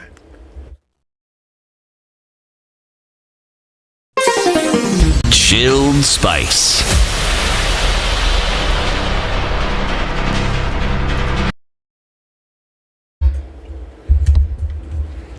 All right, just a little bit of traffic just coming off North Airport Road. It's touching on the Eastern Bypass, taking us into the Eastern Bypass. A little bit of it also coming off of, where's this? This is coming into the city from Muthaiga Square. The Thika Superhighway traffic ended 30 minutes ago. It's a wonderful Friday. We're seeing outbound traffic on Wayaki Way. A little bit of traffic coming off of James Gishuru, and it's going to go over the drift, then touching on Wayaki Way. Folks can use the Red Hill Link Road, just to enjoy some scenery, but there's no traffic on Wayaki Way as you get into the CBD. Let's look at what is coming off of Gong Road, and not much. You'll be able to get into the city without too much of a headache. Fridays actually seem to be really good days in terms of traffic. How about every day be Friday? Spice FM KE on Twitter. Talk to us there and still keep things moving this morning.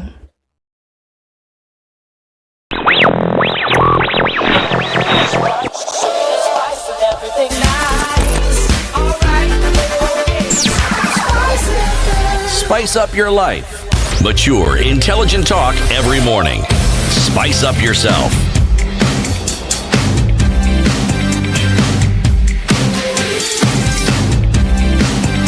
Mornings done right. 94.4 Spice FM, Nairobi. It's to 9 o'clock. We're in the studio this morning with the Registrar of Political Parties and Dorito, looking at the events that have taken place over the last 2 weeks. They've taken place maybe a little bit longer than that. We heard the wrangles way before that. But then now we are seeing in a political party that is regulated by the Office of the Registrar of Political Parties, one political party now has 2 factions of leadership. Nobody is letting go. Your letter of May 19th notwithstanding, the rulings given thereafter still notwithstanding, 2 factions are holding on to party leadership, one calling the other unrecognized, the other calling the other the same thing. We cannot run away from the political nuance that is all around that is all around this. What then is your role beyond the ruling that has been given? Because it seems as though the ruling that you gave has been chucked out the window. And they're still going to carry on as they have been. What happens now? I want to start a bit backward. Okay. How a dispute is supposed to be resolved. The first thing, when we notice there's a dispute, the only time we notice there's a dispute is when we see counter filings. That these people are filing this and this other one are filing this. That is when you first notice that there is a dispute. But before then, it's a political contest. When it's out there before anything has been filed, it's a political context. We can only talk to them, ask them, what are you doing? What is it that, how can we help you at that particular level? But when counter filing start coming, that's when you realize there's a dispute. And they immediately, the registrar realizes there's a dispute. The first thing is to call the party to order. Through writing to them, and you tell them, I have realized this and this that is happening. Kindly have internal dispute resolution mechanism. In the 2022 Act, the law now made it mandatory for party, before it goes anywhere else, the party should actually address itself to internal dispute resolution mechanism. And a party is just like a family.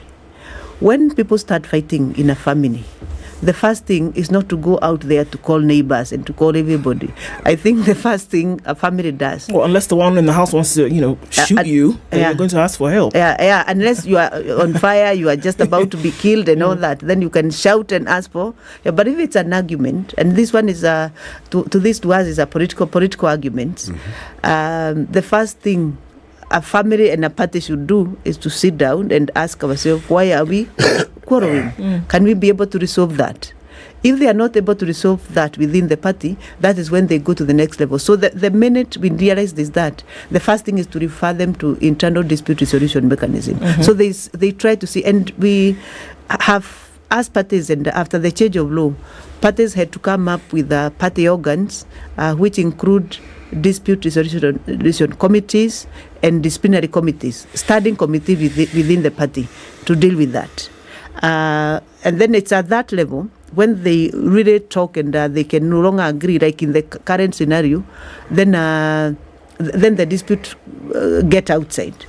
Like what they have done now, as we look at how the meetings were held, whichever the functions, a party is ruled by majority, minority have their say, majority have their way, because that is democracy, and that the party constitution must provide how their meetings and quorums and all that should happen, so that then from there, once they file, now we are going to see what they have done, and when they are unable to resolve, and probably is even as we make a decision like the one we made, the next dispute resolution platform is according to Section 40 of the Political Parties Act, is the dispute, the Political Parties Dispute Tribunal. And that is where then they can even take the registrar, they can take each other, members of the party can take the party can take its members and all that. Okay. So, and that is the stage we are in. Already, they have filed a dispute on the same, which is a good step, and which to us we think it's the right way to go. Okay. Yeah, so that it is heard before another neutral arbiter, who is not the registrar, because as we have made decisions and we are regulating them, and then we process that matter and present our evidence why we made the decision the way we made it, and the court will evaluate that.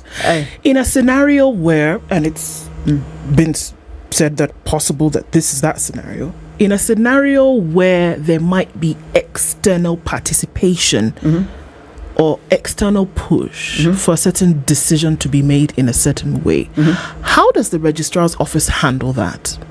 First of all, according to the law, we are not under any control. Yeah, so that's why to us we stick to the law. That is the reason why we stick to the law. because we want to be on the side of law. Let me tell you, I want to tell you that the only protection of a public officer is the law.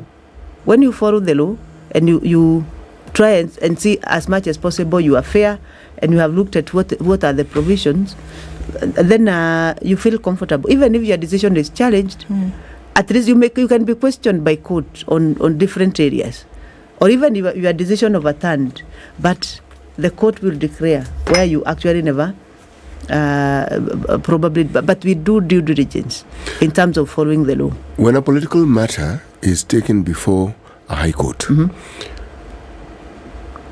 how before it goes to high court, it has to go through especially from the dispute resolution process. Yes. After leaving the dispute to tribunal, the people who have aggrieved have an opportunity also to go to the high court, then from high court to court of appeal. In the amended act, the dispute are capped at court of appeal. So it cannot go beyond court of appeal. In the current act. So whatever the court of appeal decides, that will now be become final. That one become final. So essentially what you're saying, these matters that we're discussing here haven't gotten to the point of the court of appeal yet. They have not even started at the tribunal. We're not even at the tribunal yet? Yeah, they have just been filed. They have just been filed at the tribunal. And that's why we are going to present why we made the decision the way we made it. Now let me understand this. Now that they have filed, what then is the status with regards to the officials of the Jubilee Party? What holds sway? Who is the Secretary General? Who is the leader? Who is the chair? What then stands, since the matter now has been taken before a different arbitrator? Now, of course, the court will process its own whatever and declare itself. But as far as we're concerned, we removed 2 officials of Jubilee Party. What was the reason? And I think I think that is the question that a lot of them are asking. If there was some kind of clarity for them, what was the reason why those 2 individuals were removed from the leadership of the Jubilee Party, as opposed to somebody else having been removed? What was the reason that, if it is documented as you say it is, that this is the reason why at this point these 2 individuals, in the name of one Honorable David Murathe and another Honorable Kioni, why were they removed? You see, we cannot converse matter that is already in court in depth. So that those reasons the party will give. They know. And even them, because they appeared before the process, they know. And they had the opportunity to be heard. So I may not want to go into the depth, because already it's a matter before the court. Before the court, yeah. So we cannot adjudicate it here. Yeah, we cannot adjudicate it here. All right. Okay, now let's not adjudicate it, but let's talk a little bit about such matters. In your experience, when political parties come before you, we lay people assume that because you're the registrar of political parties, you have all the documents that pertain to that party. Yes.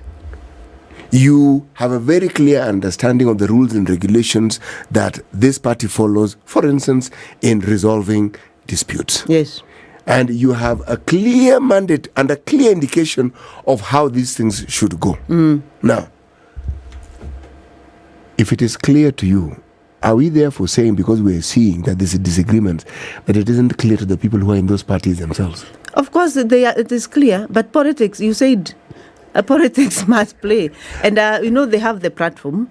And 2, to be fair to everyone, when such a situation happens, somebody will be aggrieved. So you are able you continue expressing and try also to really state your position, which is also allowed in democracy, that somebody should be allowed also to have an opportunity. Indeed, that's why, to me, I'm not offended by even what they are saying, because it's their democratic right also to picket, also to talk about a public officer and also question decisions of a public officer. The only thing is that we must also allow the rule of law in terms of the processing. So I think it is within their right, when people are aggrieved, to be allowed to vent. And to talk about it, and to be allowed to question, and to be allowed also to talk what they think it's unfair to them. But then later, when now we go through the process, it is seen what was done. Okay. Yeah. And does the law also allow you to take individuals to court should they say things which are slanderous to your name and things which depict you in an incorrect light?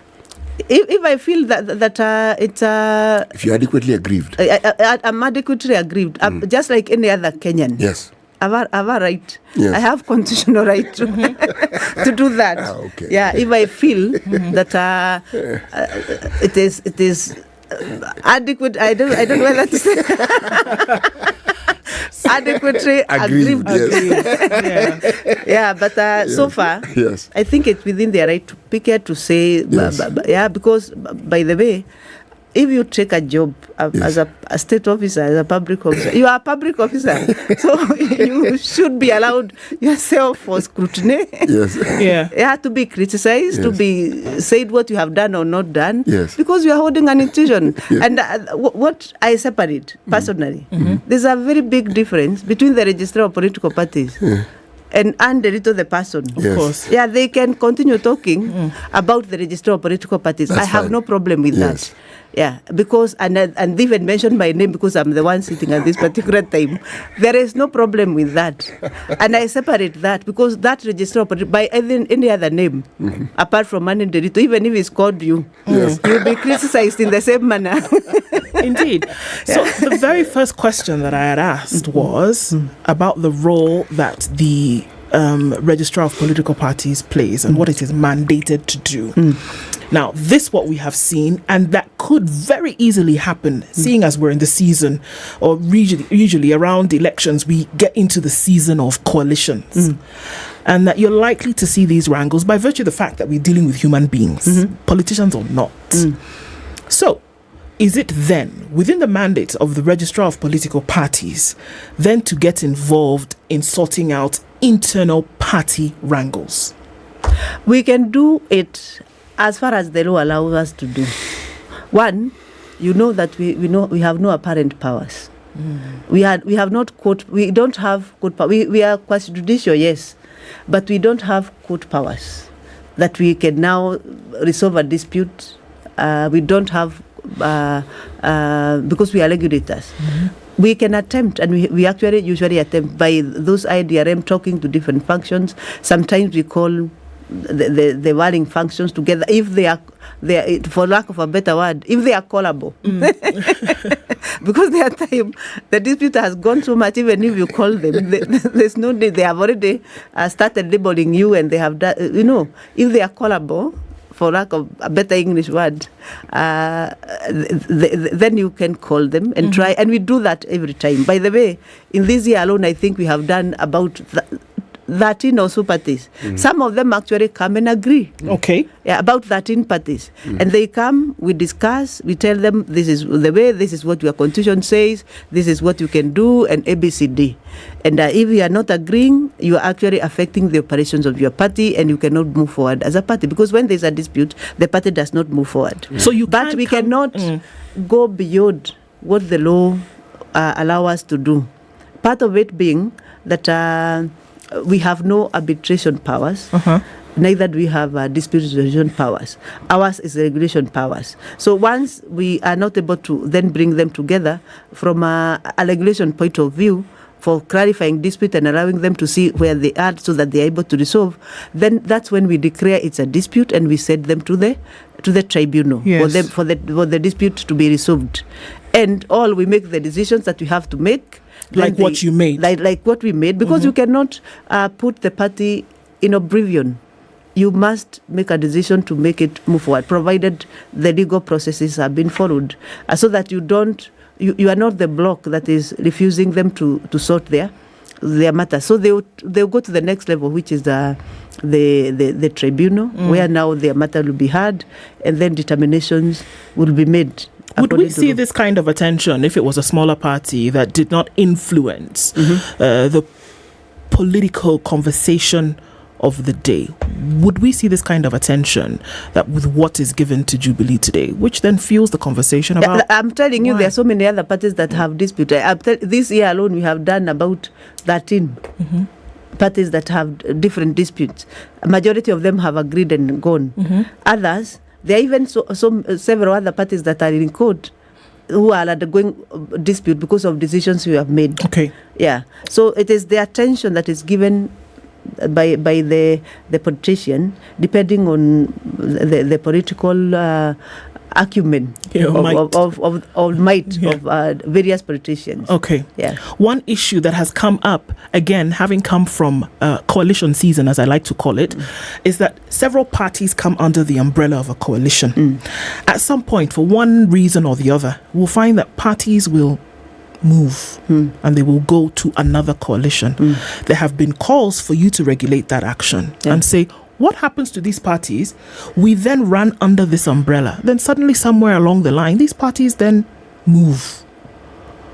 And they've not heard from you about what happens to those parties. Can they just go and do as they like? Meanwhile, they did, as a coalition, come and be registered under the office, isn't it? But then they decide to move, and we don't hear the registrar saying anything. Issue has come up. We have said many things. And you have been attacked for it.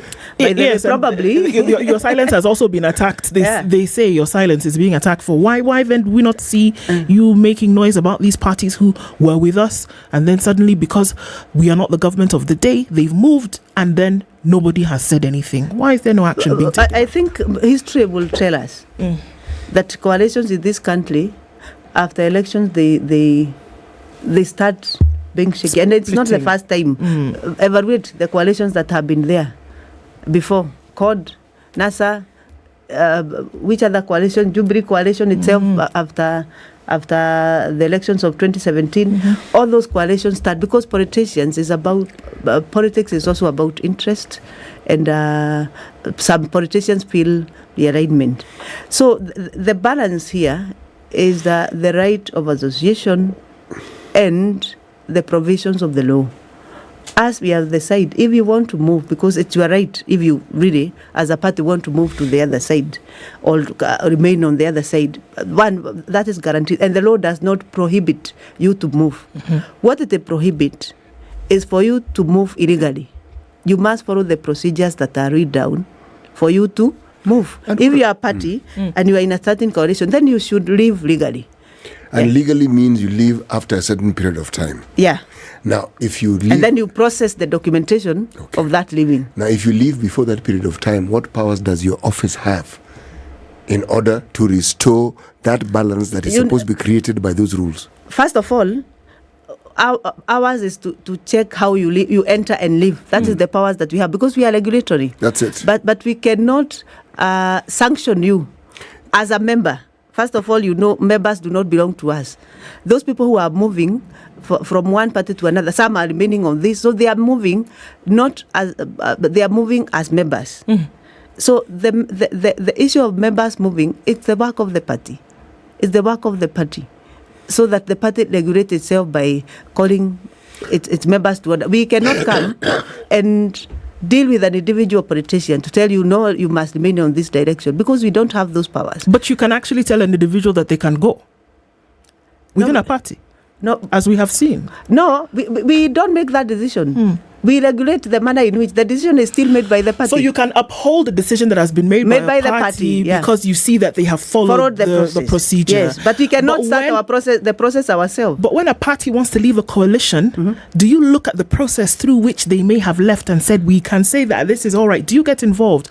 Or do you, as you just said, allow them to sort out their issues? First of all, they have to sort out their issues internally. That is what the law says. Secondly, we are categorical, and we have always pronounced ourselves that should you want to move from one coalition to another, there are procedures read in the coalition agreement. Every coalition agreement has procedures. But the law does not tell us what we do with individual members as registrar who decide to go against and if you had the people doing the bipartisan talks, they are saying that is one of the issues that need to be discussed, because it is not put in law. It's not clear in law what you should do, especially with members within a political parties who decide to behave in a different way from the precepts of the coalition or the party. Madam Registrar, what then happens when a political party, not the individual, moves with its members and joins a political... We saw this in this last election. They now coalesce with a different political coalition, but not within the times that we were told they are allowed to, well before the time. Do you have any powers to? First of all, we are in court with them in some of those cases. It becomes a dispute between even us, because as we pronounce ourselves that you are doing the wrong thing, we will tell you you are wrong as a party to do ABCD. So when we tell you you are wrong, they take us to court. Right now, we have like 4 or 5 cases on the issues of coalition, because we have pronounced ourselves to say you really cannot. Yeah. But you don't, beyond the matter going to court, you don't have any powers. You can't deregister the party. You can't. You can't call the leaders. Leaders, you can call. You can tell them. That's all. That's all. You can tell them, because your power is to tell. Your power is to regulate. But after that, the sanctions are not there, because what will make it very, very, very straight is when the law gives sanctions to individual members who behave in a certain way, and probably they how did they leave this out? I mean, you have registered political parties. They've left you to. But we don't register. We don't do registration. No, you we don't make laws. No, you don't. But in the absence of members, you cannot have a political party without members. Yeah. Okay? So political party members are an integral part of a political party. Yeah. And it is not the political party that does something, because this is an inanimate object. It is members who hold positions within political parties who do certain things on behalf of the party. So when we talk, we say political party. It's the people within the political party who have done something. So I am simply saying that it appears that the crafters of this particular law and the people who set whatever legal processes there was to set this office seem to have deliberately left you without teeth. In terms of that particular area, there are no sanctions, because what is not there is sanctions, and who should implement those sanctions. And probably that is why part of the discussion that is being said is how to then make that smart, and ensure that the provisions of the law are able to really cover this. Because personally, I don't believe in the kind of movement that we're seeing. Yeah. Okay. Yeah. As we wrap this up, what would be your message to Jubilee today? What would be your message to the Jubilee Party, to the Azimio coalition today? Let me address myself to Jubilee, because the Jubilee we are talking, the coalition have their own umbrella there. To Jubilee Party, I think I still say, and I still think Jubilee has very mature politicians. If they sit down together, they can be able to resolve their matters, because they have been together. They are the one who came together. They brought themselves into a party, and they knew what they were looking for. So to me, if they still sit down together, because politics also is never personal. Yeah, it's never personal. You can disagree today, but tomorrow you agree. So they still have an opportunity to come back together and make their party work and resolve their disputes. Because finally we shall go through the court processes, and court will declare themselves, but the party still are the one who really need to have their dispute resolved. Yeah. The Registrar of the Office of the Political Parties, Anne Derito, thank you so much for being our guest in the Situation Room this morning. Asante Sana. Hope we can chat again in the near future about these processes. Thank you very much. It's 9 o'clock. Thank you so much.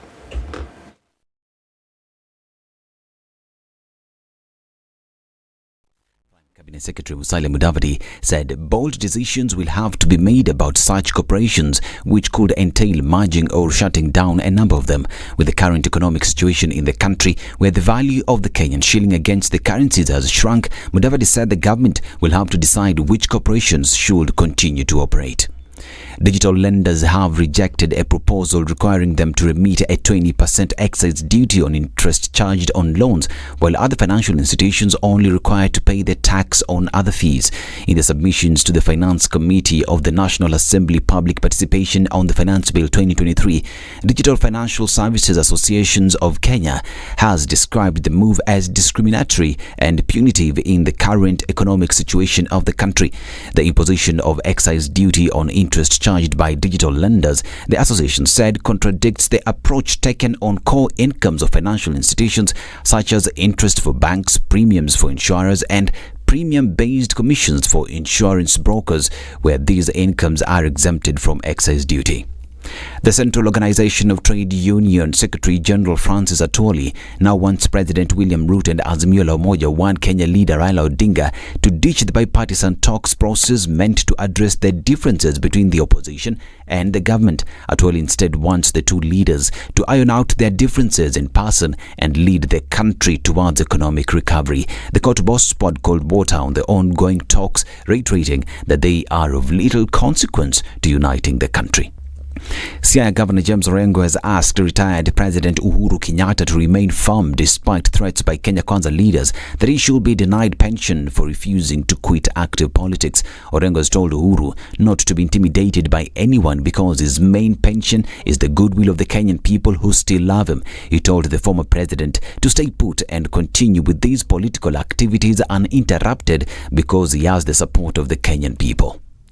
And the Eastleigh Business District Association has publicly endorsed the nomination of Director of Public Prosecutions Nuruddin Haji for appointment as the next General of the National Intelligence Service. EBDA Chairperson Mzee Ahmed Yare noted that Haji is the right man for the job owing to his strong background in law enforcement and his commitment to upholding the rule of law.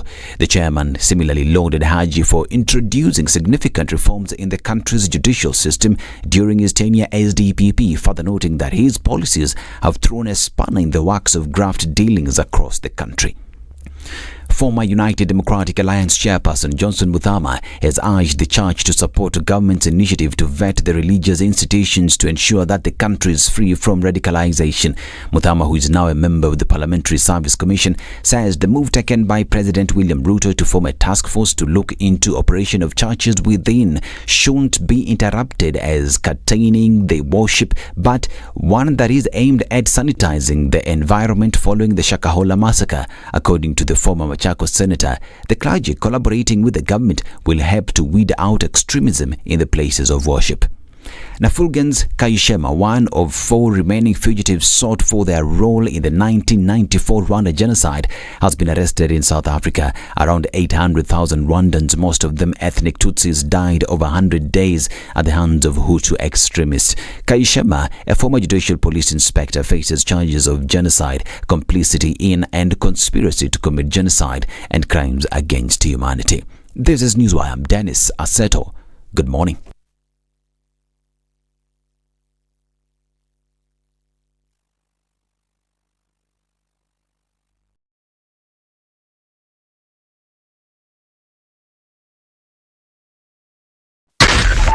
.4 Spice FM, Nairobi.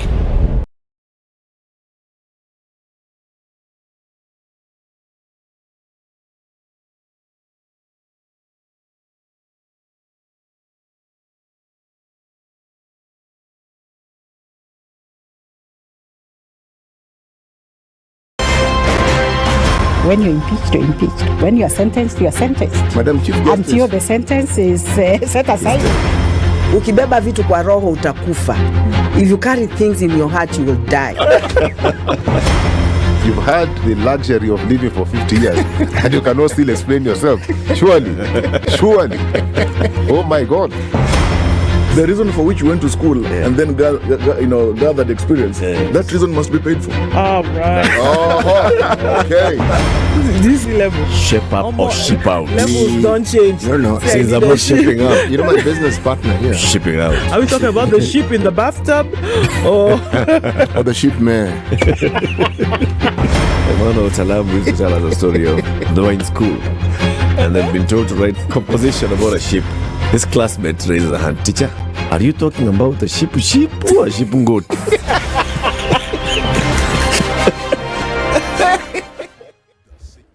Okay, a few minutes after 9 o'clock, progressing well into Friday. Traffic has not been a bother this morning. Mombasa Road has looked pretty good. Coming off the Thika Superhighway, that has looked even better because traffic hour ended on the Thika Superhighway much earlier than, it normally does on weekdays. Getting into the weekend, we've seen outbound traffic on Waiaki Way, and on Landis Road has been pretty busy around where folks choose to travel.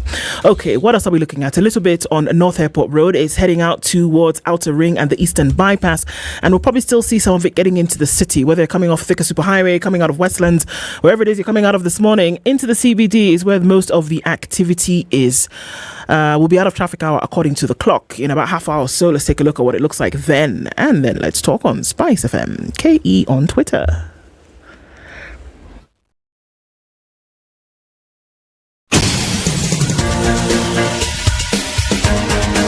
This is The Situation Room, the home of hard-hitting political commentary and penetrating insights about the state of the nation. This is a talk radio experience like no other. The Situation Room, a place for hard truths, debates, and elevated conversations. The Situation Room, witty, political, engaging, deep, controversial. In the room, we have C.T. Muga, researcher, academic, seasoned political observer, a fountain of wisdom in these politically uncertain times. Ndu Oko, Nigerian by birth, Kenyan by choice, communications expert, Pan-Africanist, a truth seeker and believer in people power, and Eric Latin, agent provocateur, the man in the chair, seasoned journalist, news hound, a man who believes in punching up, not down.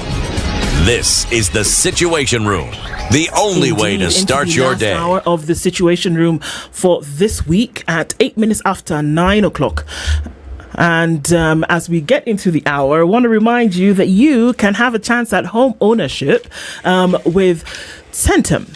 Two Rivers is a great property establishment put on the other side of the city, and you have an opportunity to look and feel and live close to many different amenities. So as you imagine, could I own this? Yes, you can. Send a text and learn more about these properties to Two Rivers. Send Two Rivers to 22365, and they start to tell you about the wonderful opportunities that exist. One of them being a chance for you to walk to your bank and have a conversation with the Kenya Mortgage Refinancing Company and find out how you can take a loan, make it your own mortgage, and you start to own this home with the rent that you pay.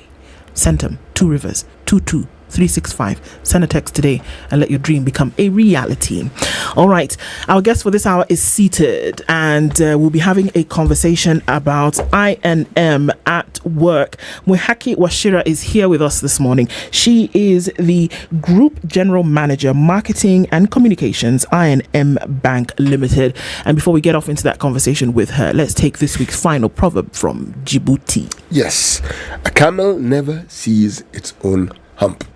That is the final proverb from the country of Djibouti. A camel never sees its own hump? No, it doesn't. Mwihaki. That's what City and the Djiboutians have said. Wow. First of all, welcome to Kenya's biggest conversation. Welcome to the hot seat in the Situation Room. And now we're asking you about a camel and its hump and what you think about it. I think it's really true. I think it's really true. A camel never sees its own hump. Very accurate. And I think quite a number of other animals, and probably even humans, don't see their own humps, figuratively. Right. Indeed. Very true. I mean, you can't run away from this one, that's for sure. Okay, well, again, welcome. Thank you for sharing your insights. 1,000 points from CT Muga. He's feeling generous today, and the hat and the colors, 1,000 points. Do with them as you wish. As we say. Okay, so we're having a conversation this hour about INM at work. Before we even get into the elements and factors of that, INM at work, what is that? Sounds like a buzzword or what we Wow. Yeah. So INM at work is what we call our workplace banking solutions, right? So in both public and private sector institutions, there's always the employer and the employees, right? So INM at work is a solution that brings in these two people together and offers lending and what we call called transactional banking services for the employees. So how that works is employers sign up to I&M at work so that then their employees can benefit from this wide range of services and products that I&M has at preferential rates, at preferred service, quick turnaround time. So it's a platform that enables employees of the organizations that have signed up to the platform to access loans and to also access different form of accounts and other financial services from I&M. Yeah. So you're dealing as a block. It's not like different individuals who are running to you say, can we do this? But you deal with blocks of organizations and say, come, you and all your people, let us offer you this service, essentially. Exactly. Okay. And it doesn't matter the cadre of the employees. Once the block comes in, then we tailor make and we give tailor-made products for each employee, depending on how much they're earning, what they want to do with the money. So it's just the organization comes in and brings in, whether it's 200, 1,000, 50, even 10 employees. We work all the way from small businesses to very big corporate organizations, even multinational organizations, government institutions as well, parastatal, so we don't discriminate. But when you come in as a block, then we are able to offer preferential rates especially. That's a pretty nifty idea. How did you come up with that? Workplace banking has actually been there for quite a while, but in terms of government, right? So your TSCs, your police service, judiciary, they have had these agreements. Yes, they've had these agreements with banks for a very long time. Just that the private sector took a bit longer to catch up on it. And for I&M, what we decided to do is extend it even to the smaller businesses, because employees and employees, right? It doesn't matter whether they're working for a big organization or a smaller one. Everyone should have access to affordable financing, and that's what I&M is about. Okay. Yeah. Okay. Now,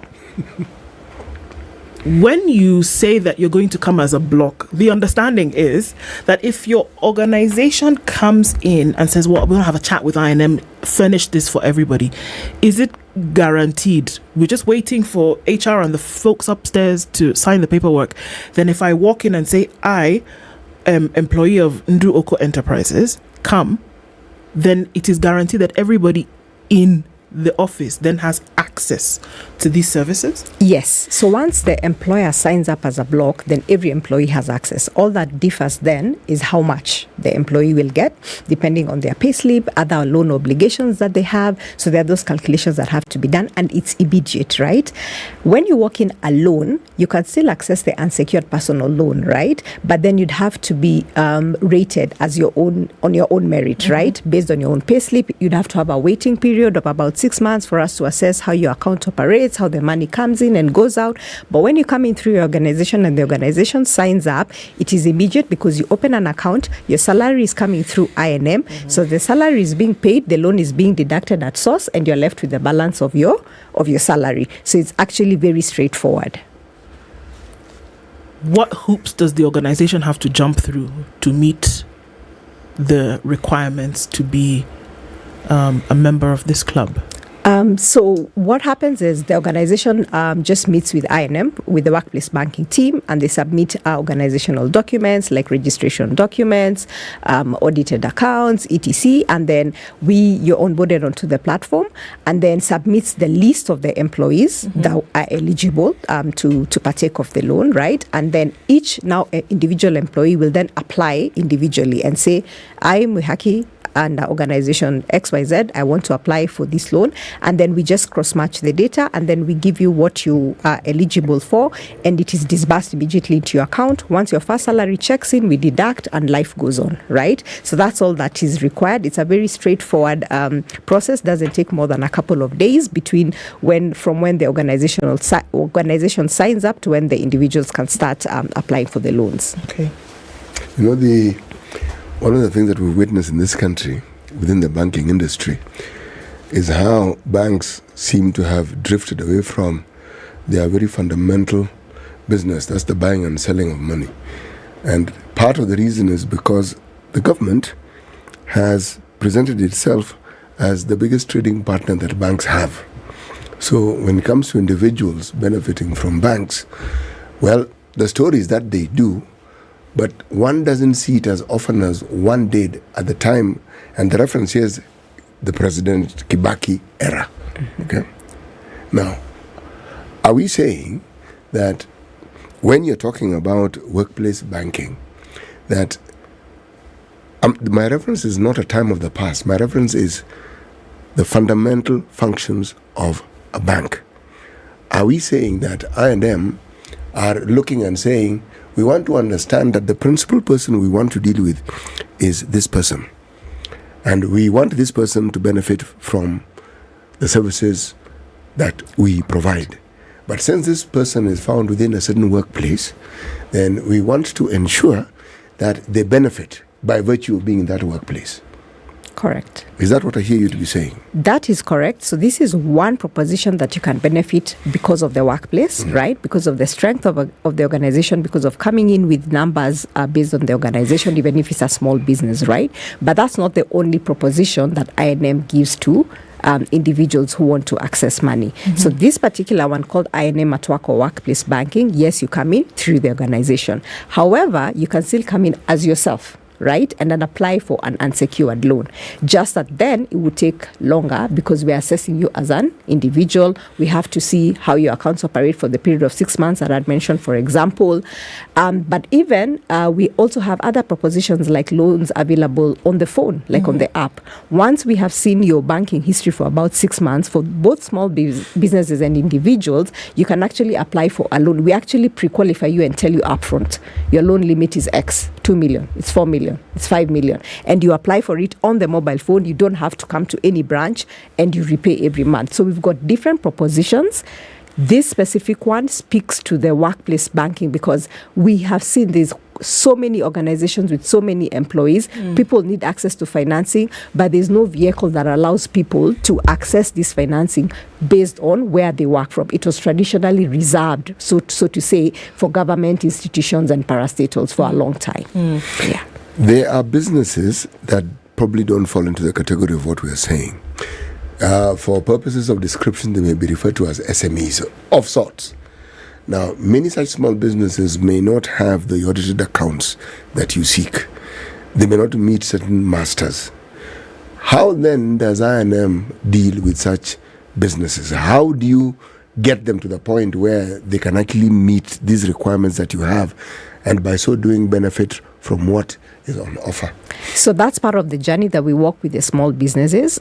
So there's two fronts to it. If the small business wants to apply for money, like for working capital for the business itself, that's a solution we also offer. We offer stock financing, we offer overdraft facilities, we offer the loan I was referring to on our mobile banking app that the business itself can access for purposes of moving the business forward and buying stock or just meeting the day-to-day operational costs of the business, right? So we work with small businesses and tell them, these are all the things that you need to do. This is how your repayments need to look like. This is how you need to submit how your turnovers look like, so that we ensure that they meet the criteria to get loans for their business. And then for their employees as well, we also do that financial wellness consultations with them and tell them, even if you're not coming on board on the workplace banking program, but you as an employee of small business city, for example, right? This is the only thing you need to do. These are the documents you need to submit. This is how we will enable you to get the money that you need. Yeah, so we don't say it's black and white, it's cast in stone, these are the requirements. We have conversations with businesses, we have conversations with people, and we get to a point where we are able to lend them the money based on what they need to do with the money. Yeah. There have been, what we've seen in the markets, it has been, last couple of years has been difficult, isn't it? Economy-wise, the power in people's pockets has dwindled considerably, significantly. And unfortunately, that has led to default, a lot of default. Not because people wanted to, but situation almost forced that to happen economically. You might have a few bad eggs in the basket, sure, but by and large, people who default did that because of a depressed situation. How do you handle that, whereby a lot of these people may fall into that basket and would be some members of this organization who want further credit to offset this, sort this out, how then do you take those individuals who come under the umbrella of an organization into consideration? Okay. So the best thing about workplace banking or I&M at work, right, is that when you come in through the organization, actually the rates of defaults are actually much lower unless someone gets retrenched or loses their job. But as long as they're in active employment, the payments are at source, right? So when your salary is being paid, the loan is being repaid. So it's most of the time people get into default because of maybe poor financial management sometimes, or they forget to pay and then the date lapses, But the beauty of this I&M at work is that it's deducted as your salary is being paid. So unless you're out of a job, it's highly unlikely that you would then default. If unfortunately you do get retrenched, for example, or lose your job, then the best thing is to contact the bank immediately, right? And say, this is where I am at now. I've lost my job or I've been retrenched. If you've been retrenched, there's always a retrenchment cover. There's insurance that covers the loan repayments for a certain period of time. But if you've lost your job completely, then you come in and have a conversation and we see how to restructure. The other thing that I&M at work does is we do takeovers and buyouts. So if someone is unhappy elsewhere, right, with the loan that they have, or they want to access a higher limit from I&M which is not available where they have, they can come in and we do a restructure or a buyout of their loan proposition. And because our tenures are higher in terms of loan repayment, in terms of the number of months, and also the limits are higher, then you even stand to benefit. Because as you've said, 5 million today is not 5 million 2 years ago. And that really was the insight why we increased our limit to 10 million shillings. Because for a long time, most banks were at between 4 million to 6 million shillings. But we woke up and said, 6 million 2 years ago certainly isn't 6 million today. So let's increase this limit so that people can actually access the same level of funds they would have a few years back and are able to reach their life goals. What if they're individuals who've defaulted? What if they're individuals who've had a previous loan and got in a spot of trouble and want to be given a new lease of life, as it were? So that then would have to go through, we still rely on what we call CRB data, right? To also cross-check, are you in good credit terms? If you're not, then again, we'd have to have a conversation. You'd sort of have to regularize or show how you're going to regularize your credit history, because certainly the credit history cannot be, wished away or forgotten. But again, it's about, we have conversations with people, and our aim is to have people have financial wellness, right? And understand the importance of paying back loans on time if they're totally unable to have candid conversations with your bank so that you don't get blacklisted, so that you're able to borrow again after a certain period of time. Yeah. But if you go back home and you have a loan and you just keep quiet and hope for the problem to go away, it doesn't go away. Have the conversation with the bank. Yeah. One of the things that perhaps COVID has taught us is how business can be precarious. And no one was prepared for it, and no one was prepared for the outcome. How prepared was I&M when everything had happened and the chips were now where chips normally lie when things have settled? And how has I&M helped their clients who were hit by COVID, and what process has it put in place to ensure that they've been able to work with their clients? Okay. So I&M, first of all, is a very strong relationship bank. If you ask anybody the heritage of I&M, they will say it's the relationships that I&M has. And for a very long time, before we ventured into the retail space, we actually focused on businesses, right? Businesses and corporates, right? And they will attest to the fact that I&M really walked that COVID journey with them in terms of restructuring, in terms of having conversations about how do we get back to a repayment space, giving some windows, to guys who are really impacted. But our clients and even our NPS scores and our brand tracker scores for the period of COVID really showed that I&M really walked the journey with customers. So because we're a strong relationship bank, we are not the bank that gives you money and doesn't know. We know people. We know our customers by name. We know where they operate from. The relationship managers visit them. So that's how we tackled that COVID period, by having those consistent conversations with the customers. Yeah. The reason why I asked the question is because if you work with people who are already in business, there is always this discussion of future business. We had before the one before this one, we were having something similar, something that has to do with young people, because it doesn't matter how you turn it, they represent the future. Now, SMEs represent the future, not me, they do. They do. And many of these SMEs have young people. Do you have products? Do you have a policy? Do you have a structure that deals with these individuals so that at the point when they are starting off, at the point when they're thinking of these ideas of what they want to do, you actually hold their hand and walk with them? Yes.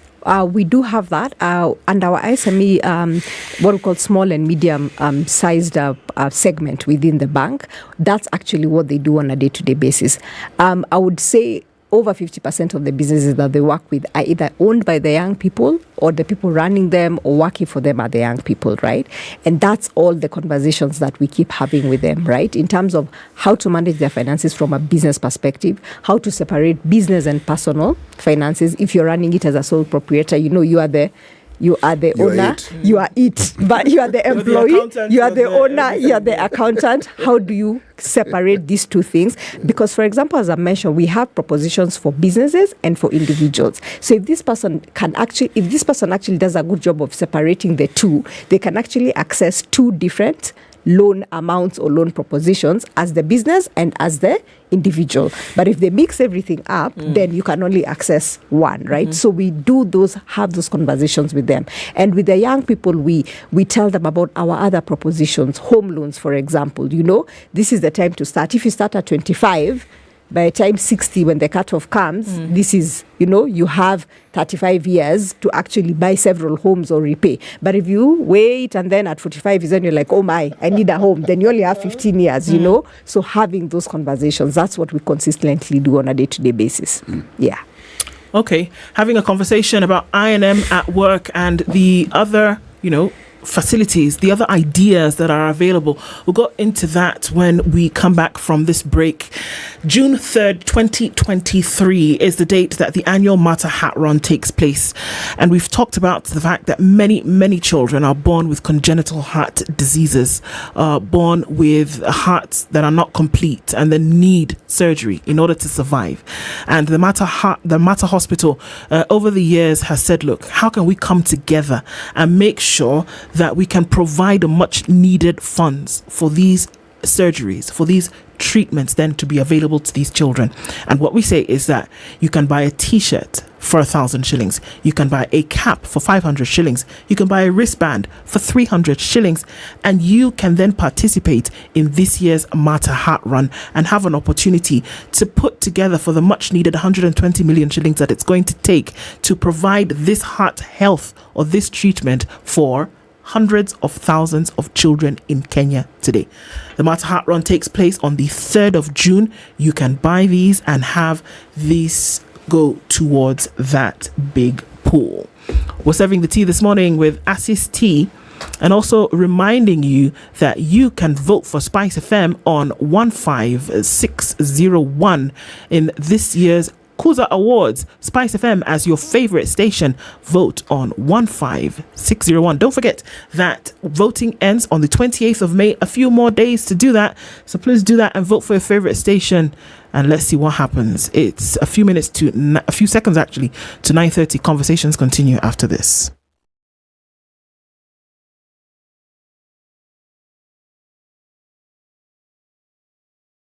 This is the Situation Room. The only way to start your day. 3, 2. Everybody, welcome to Kenya's biggest conversation. Heri Latifa, Kismuga, Madam Du, nimesalamia wote sana. Tumepokea salamu, asante sana. Hapa Garissa, today the weather is very good, only that baridi inatupeleka mbio sana. Baridi ni degree ngapi hapo? Hata sijui, lakini madam tunakauka sana. If you want to follow the money trail, you've got to think like a thief to be able to catch that thief. A slap from a friend is better than a kiss from an enemy. You remember the kiss of Judas Iscariot? Iscariot. Yes. He's the one that imetuweka kwa hii mashida yote na mataabu kwa sababu of that kiss. Yet the slap of Jesus Christ, when he slapped those guys and walikuwa na uza mboga ndani ya kanisa, took them to heaven. The Situation Room, Kenya's biggest conversation.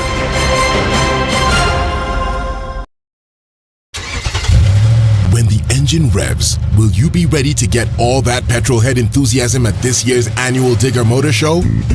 Well, you better belt up and make your way to KICC from the 20th to the 23rd of July 2023 for a wholesome 4-day event. Come and join car lovers, bike enthusiasts, spare part dealers, insurance as well as asset financiers, and more for what will be an unforgettable experience by far. We are going all out to make it a great show for you and the whole family with something for everyone. So, you better not miss out. For more information or participation, contact Caroline on 0723803601 or email cnyandiaka@standardmedia.co.ke. Digger Motor Show 2023 is brought to you by Standard Group and Digger Motors and is powered by Spice FM.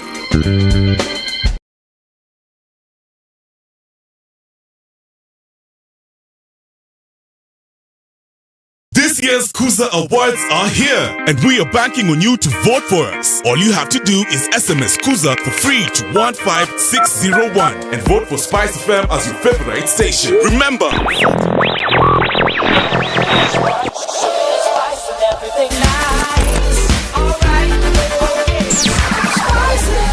Spice up your life.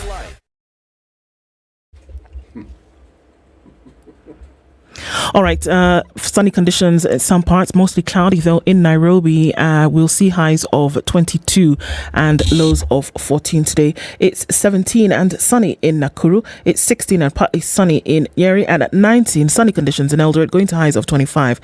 At 27 it's mostly sunny in Mombasa, highs of 30, and we'll see highs of 30 as well in a sunny Malindi at 29. At 25 mostly sunny conditions in Kisumu, highs of 30, and we'll see highs of 29 in a sunny Kakamega at 24. At 23, partly sunny in Kampala, and we'll see sunny conditions at 29 through Dar es Salaam. 8 degrees and sunny in Johannesburg, highs of 20, and we'll see highs of 32 in a partly sunny Lagos at 26. At 24, cloudy conditions in Kinshasa, highs of 32. At 29, Friday evening is sunny in Beijing. It'll come down to lows of 19, and it's sunny at 12 in Paris this morning, 11 and sunny in London. And looking into New York, it's 15 and clear still Thursday night. Coming into Friday, we'll see highs of 22 and lows of 12.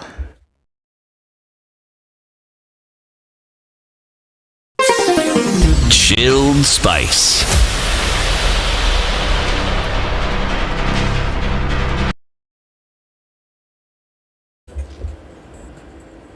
Traffic hasn't been too terrible this Friday. Outbound traffic is quite something though on the Thika Superhighway as well as on Waiyaki Way. Heading out of the city into the CBD doesn't look too bad either. If you're coming off Mombasa Road, you'll get off Uhuru Highway just at that junction with Haile Selassie. Shouldn't be too bad as you get then into the city. Gong Road has looked pretty good all morning, and Jago Road, one of our usual suspects, has not performed too badly either. So it looks like we're getting into the weekend really well. Shall we keep up the good work? Let's do it. Let's talk through the day on Spice FM, KE on Twitter.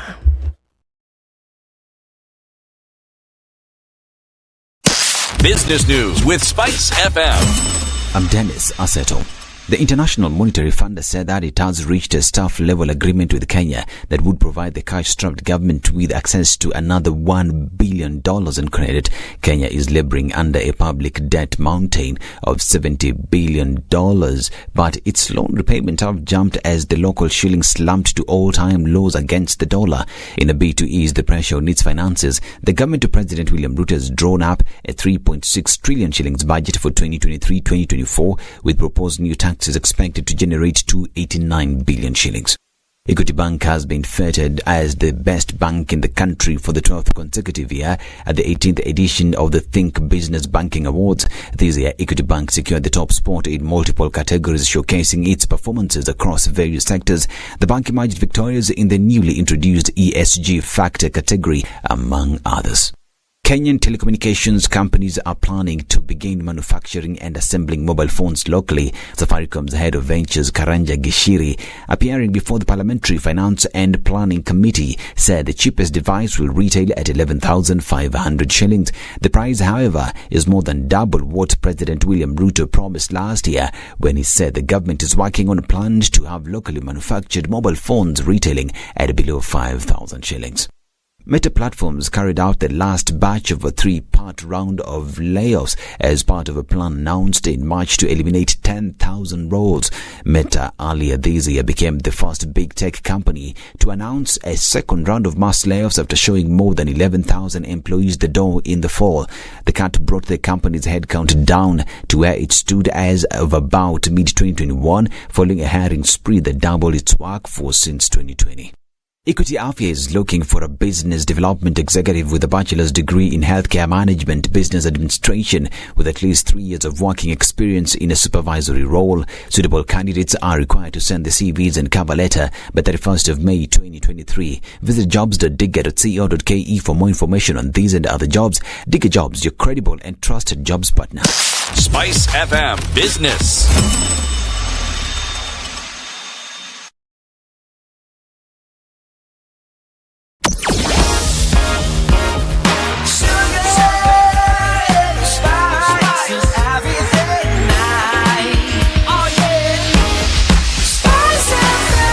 Spice up your life. Mature, intelligent talk every morning. Spice up yourself.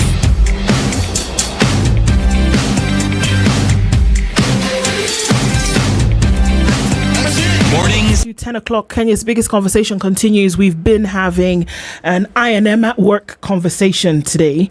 And excuse me, Muhaki Washira is our guest this hour and been looking at, how exactly I&M has been pushing or rather working in these spaces whereby folks need access to credit. Folks need access to certain platforms on which they can do things. Now, we've talked about, personal loan. There are other things that you then also do provide that can actually ease business, that can actually ease banking experience. What are those? Okay. So the first one for personal customers, right? Like you guys. The biggest thing that we introduced this year is once you're an I&M personal account holder, bank to M-Pesa or Airtel Money is free. So we are the only bank that officially waived those charges. Remember, COVID, CBK had scrapped those charges. Then come December last year, charges were reintroduced. Kenyans were not happy. High cost of living, now transaction costs are back. So I&M, we had Kenyans and they were like, we've scrapped these charges. So now imagine you've been given your unsecured loan or even just your normal salary. You have to pay your mama mboga. You have to pay your nanny. You have to send money to your folks. Your kid brother wants some pocket money. All these things. If you move that money from your bank to their M-Pesa or to Airtel Money, zero shillings. So really, we have testimonials from guys who are saying, in a month, I'm saving even up to 7,000 bob. Because I used to, every time, think about it, Uber, you're paying 300 bob, that transaction cost us like 13 shillings. Another transaction, 700 bob, 23 bob. Those small things, they add up to quite a bit of money. Good grief. So, again, game changer from I&M. Yeah. From the business side of things, right? Convenience. We have, as I said, pre-qualified businesses. You don't need to come and again have another conversation. Once you've seen your turnover, every month you get a refresh limit and you're told your loan limit now is X. It's Y. It's 2 million this month. It's 2.5 next month. You just apply for it on the app, the money gets deposited into your account, you move on with your business. Convenience. We have stock financing, right? Stock financing is for people who are in distribution of goods, right? Working with distributors, wholesalers. So you want to buy, you're a wholesaler, you want to buy stock from unga or sugar, right? From whoever is selling, but you don't have access to money. With I&M, we give you stock financing. So you get the money upfront, you go buy the goods, as you sell, you're repaying, right? Then we have something called transactional banking, which gives you, let's say, for example, a pay bill, right? That enables customers to pay directly to your pay bill and that money hits your account directly. For large organizations that do a lot of checks, we've got a system called check scanning, right? Under transactional banking that makes it easier again for organizations to process their checks. We even have bulk M-Pesa payments for corporates. So let's say you have casual laborers and there are 300 of them. Can you imagine your accountant every day paying each laborer 500 one by one on the phone? With this bulk thing, with the bulk payments, they just upload the Excel file with all the names and the phone numbers. The system runs through, pays everybody, gives you a report at the end of the day. So we've got fantastic solutions, be it for personal customers or for businesses. Why go this way? And because I hear you, and it's almost like a puzzle whereby there's a missing piece, and for me it looks like a difficult economy created that missing piece, and then you say, okay, well, here we are, and then can we fit it? It seems as though you're going towards what the situation is telling you is an issue. That is exactly what I&M is about, right? We have a commitment that we listen to the pulse of our consumers. What are people saying? What are they struggling with? What's the insight, right? What is their pain point? And we try and solve consumer problems. That is where the backbone of what we do, right? Because when you think about it, bank products and solutions across board will more or less be the same. The differentiating factor comes in how you use them to solve a consumer problem, a customer problem. And that's what makes them stick with you. That's what makes them trust you and believe in you, because you're actually helping them to make their life easier, to make their businesses run smoother. You're saving them some money in some form of way. You're making access to financing easier, but you're actually helping them solve what is their problem. And that's what at I&M we are committed to doing, solving customer problems. Yeah. Okay, you talked about the housing. The housing issue is one of them. Folks want to see if they can own a little bit of real estate, and say, okay, so how are we going to go about this, and what is, some of the solutions that are there for people to come and take advantage of, considering again their might economically. Okay, so we have an actual mortgage product or home loan solution that any individual can just come to I&M, and apply for, and that depends again on how much you're earning, and then we will do the calculations. How many years would you be eligible for? And it would actually enable you to buy a home and own a piece of real estate. But you could also go in the direction of the unsecured personal loan, right? If you come in through the organization and you decide that no, I want to get the unsecured personal loan. First, I want to buy a plot somewhere. Then, after 3 years, I apply for a top-up. I start building. That is also another direction that would enable you to actually own the home. Okay. One of the things that individuals find problematic, now this is with banks. This is something that, yes, let me talk about myself. One of the things I found problematic with banks when I first started banking, which was in the previous century, and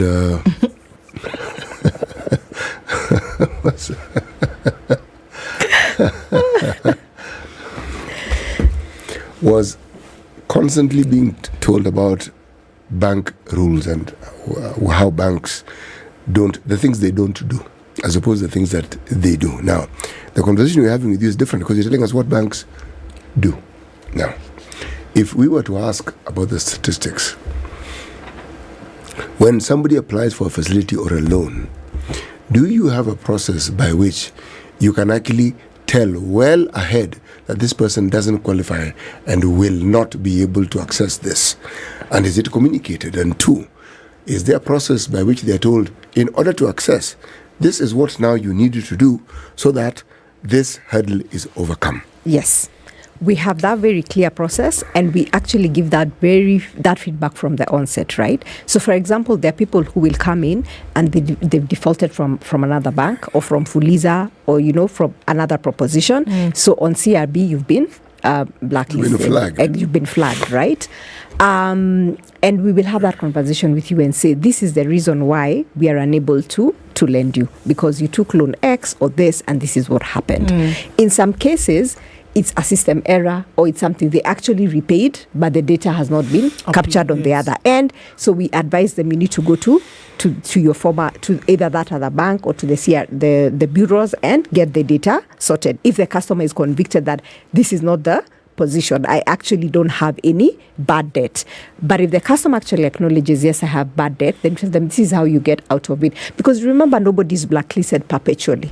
Right? There is a mechanism for you to repay back, to finish, and then after a period of time, you are no longer blacklisted, because the aim even of the bureaus is not to deny people access to financing, but it's just also to show the financial institutions, who are the credit-worthy people and who are the people who are reneging on what they're supposed to be doing. So we have those conversations with them. And then for people who maybe just don't meet the criteria, they've not been blacklisted, but maybe you're applying for 5 million, but your pay slip or your business turnover says only 2 million you can access. So we'll tell you, we can start off with the 2 million, but for you to build up to 5 million, for example, this is what you need to do. This is the amount of money you need to ensure is passing through your account every month, so that your credit limit keeps on growing. So we have those conversations with people. There is something that someone my age comes across with the banks, is the limit that banks set as to at what age they can lend you money and at what age they cannot. What determines this age limit? What is it that banks look at, and why is it that they... Okay, so that age limit actually comes in for salaried people most of the time, right? Because then for salaried people, there's the retirement age that comes into play.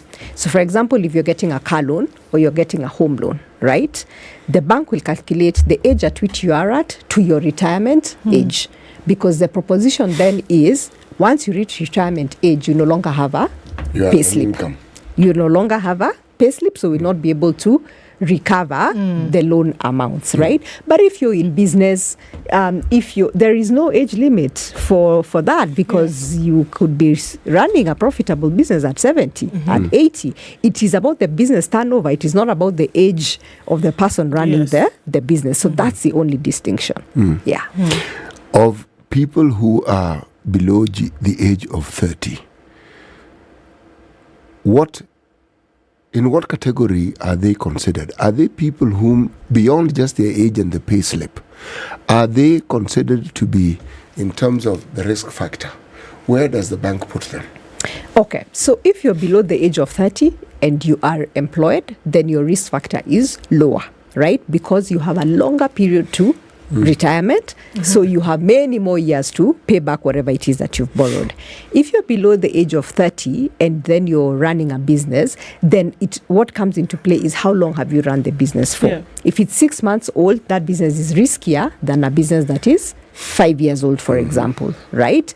But also the turnover of the business matters, right? So you can be running a business for only 2 years, but when we look at the flow of money over those 2 years, there's consistency. We can see you have a steady stream of customers. This is what you sell. This is how much you make on each particular month, right? The business is legit. So whether you're 26 or you're 40 doesn't really matter, because it's consistent factors that we look at from a business perspective, in terms of how does the money flow in, which business are you in, how are you repaying any other obligations that you have, is your turnover erratic or is it steady month on month, and that is what helps determine your credit score. Sure. The conversations that have holes in it then when it comes to access to credit, one of the biggest stumbling blocks towards business for people, whether it is the low risk that you talked about in terms of age or really high up the totem pole, access to credit is a big one, and that people's businesses fail because they don't have enough in terms of capital for injection or then credit to even kick off their business. So we hear you when you talk about the loans that are then available. How much deeper in that conversation then does I&M at work go to make sure that this isn't a stumbling block? Yes, we know that there's government policy and we know that there's different things that are being done or said to be done, but then where do you fall in this conversation when it comes to now removing some of those stumbling blocks towards a vibrant business economy? So part of what we are actively doing, especially for the small businesses, is this and it's totally these pre-qualified loans, right? So we're encouraging as many small businesses as possible to join I&M, because based on that turnover of that business, however small or large it is, you will get pre-qualified for some amount and encouraging you to take advantage of that pre-qualification that you have. It's instant, it's on the app. You don't need to jump through so many hoops, with paperwork and with everything. Once you are on board with I&M and we're already seeing how your business is operating, what sort of money we're getting on a month-on-month basis, we're able to offer you at least some amount, right? And the more you keep at it and keep repaying and growing your business, the more your limit increases, right? So that's a journey we are on with the small businesses, and then with the stock financing solution.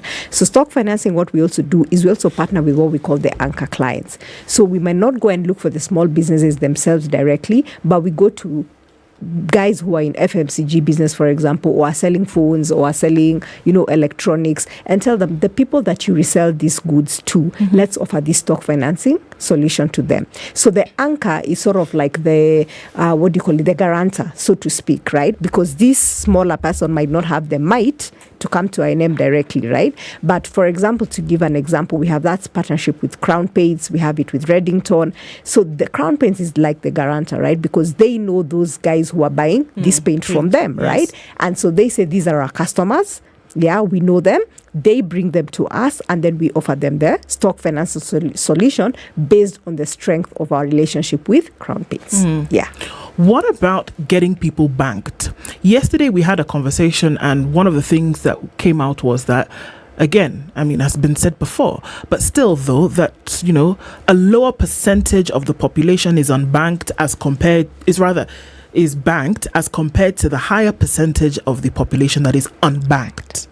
So what's that race? Everybody in their institutions working to try and get people banked may have a commercial interest as to why they're doing it. But then there are advantages to having people on the system whereby certain things can happen. Where is the journey towards getting that happening? So one of the big things we're about to announce in a couple of weeks is I&M is actually going to be able to open an I&M account for personal account holders directly on our app. So it means no visiting any branch, because that's the biggest blocker to people getting banked, first of all. Because banks traditionally is come to the branch, fill out the paperwork, get an account, right? Especially with the youth that City was talking about, they don't want to hear about that stuff, like going to a physical building. That's one thing they don't want to hear. So for us to bank them, we have to give them their solutions on the phone. So picture this as our journey for I&M. You'll be able to download the app on your Play Store, from your Play Store or App Store, log in. It takes you through a journey. You upload your ID, you take a selfie, you upload, it opens an account, gives you an account number. It's a legit account, fully fledged account. From then on, you can access any of the other products or services, right? If you want a home loan, we can have that discussion. If you want the unsecured loan, either apply as an individual or tell your employer, me, I've already opened my I&M account. You sign up to this thing so that I can get the unsecured personal loan. That's a journey we want to take, especially for the youth, because if we don't offer that proposition on digital platforms, then we will not be able to bank and we will not be able to increase the number of accounts. That's where the other side of financial services that I will mention, the telco guys, that's where they have a one app, right? That's where there are very many mobile wallets, right? Especially in Kenya, but not banking accounts because of the ease of getting the account number. So that's something we are looking to fix, and I'll be coming back here to roll out that conversation with you guys. If I can actually answer the question I was going to ask, because I was going to ask now specifically, surely there's this huge population and there's this huge market that isn't met with young people. I was going to ask, what specifically do you have in play to attract them? But you have answered the question. Thank you. But let me ask, I think we are almost, our time is doing what it is. If there's one sector that in many ways one argues has not actually tapped into the potential that it has, is the banking sector. Because the number of unbanked Kenyans are many. And yet the potential for them to be banked exists because they seek these financial services elsewhere. Okay? Now, as a banker, is this something you consider to be just a healthy competition, or do you feel that this is a competition you should take seriously because they're actually taking away business from you?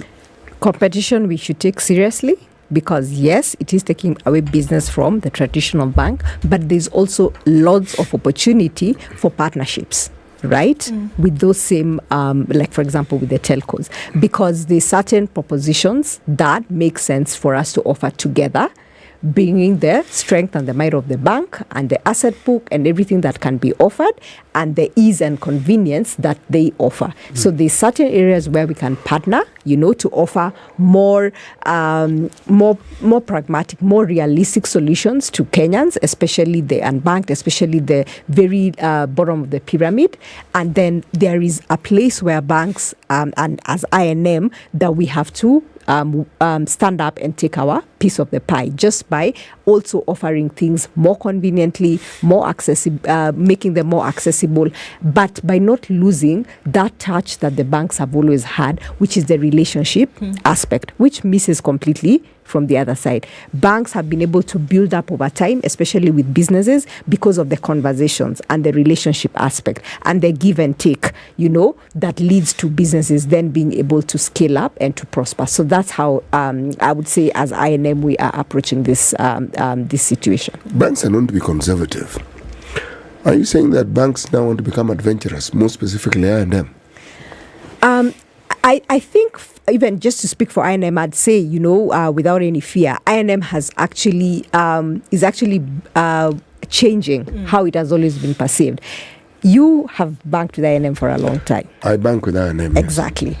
I&M was traditionally known as a corporate bank, right? As a bank for businesses, especially big businesses, and also as a bank for the more affluent individuals, right? But now we are actually playing in the retail space, right? With our free bank to mobile wallet, Nisari Kabisa campaign, with this unsecured personal loan, we are actually speaking to Kenyans in the mass market, in the affluent mass market segment and saying, I&M is the bank for you. You might not have thought of I&M 2 years ago. You might not even have had name recognition for I&M 2 years ago.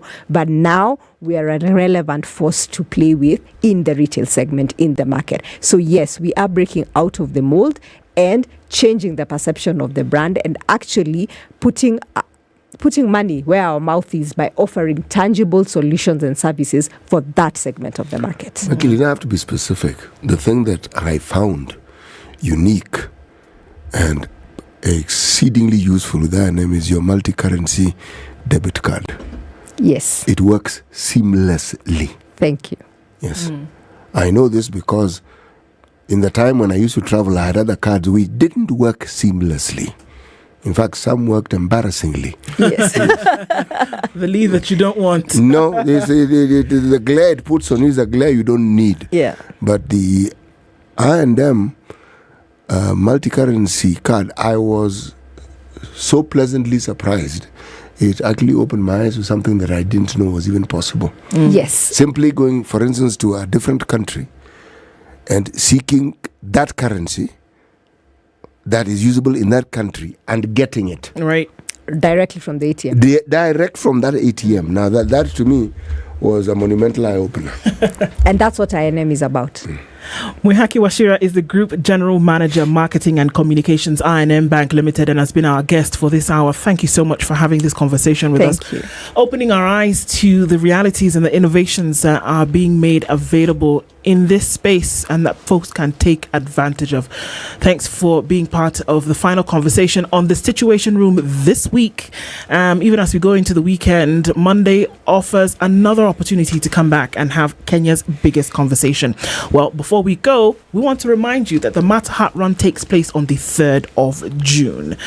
Always annually coming in to make sure that the Matter Hospital coming in to make sure that children with congenital heart diseases and problems with the heart can actually get affordable health care, can actually then, because of the fact that you come out and buy a t-shirt for 1,000 shillings, that you buy a cap for 500 shillings, or you buy a wristband for 300 shillings, it comes together as a pool and puts this money to make sure that children can get access to this much needed healthcare.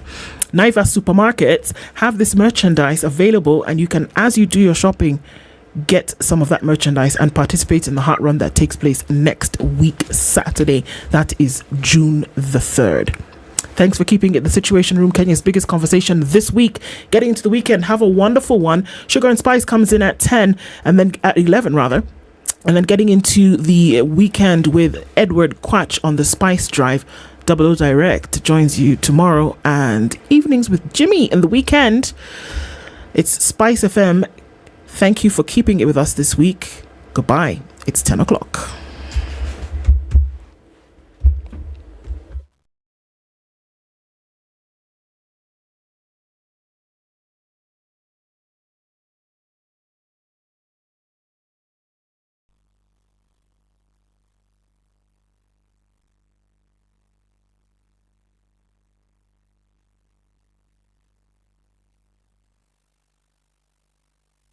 This is Newswire. I'm Dennis Aseto.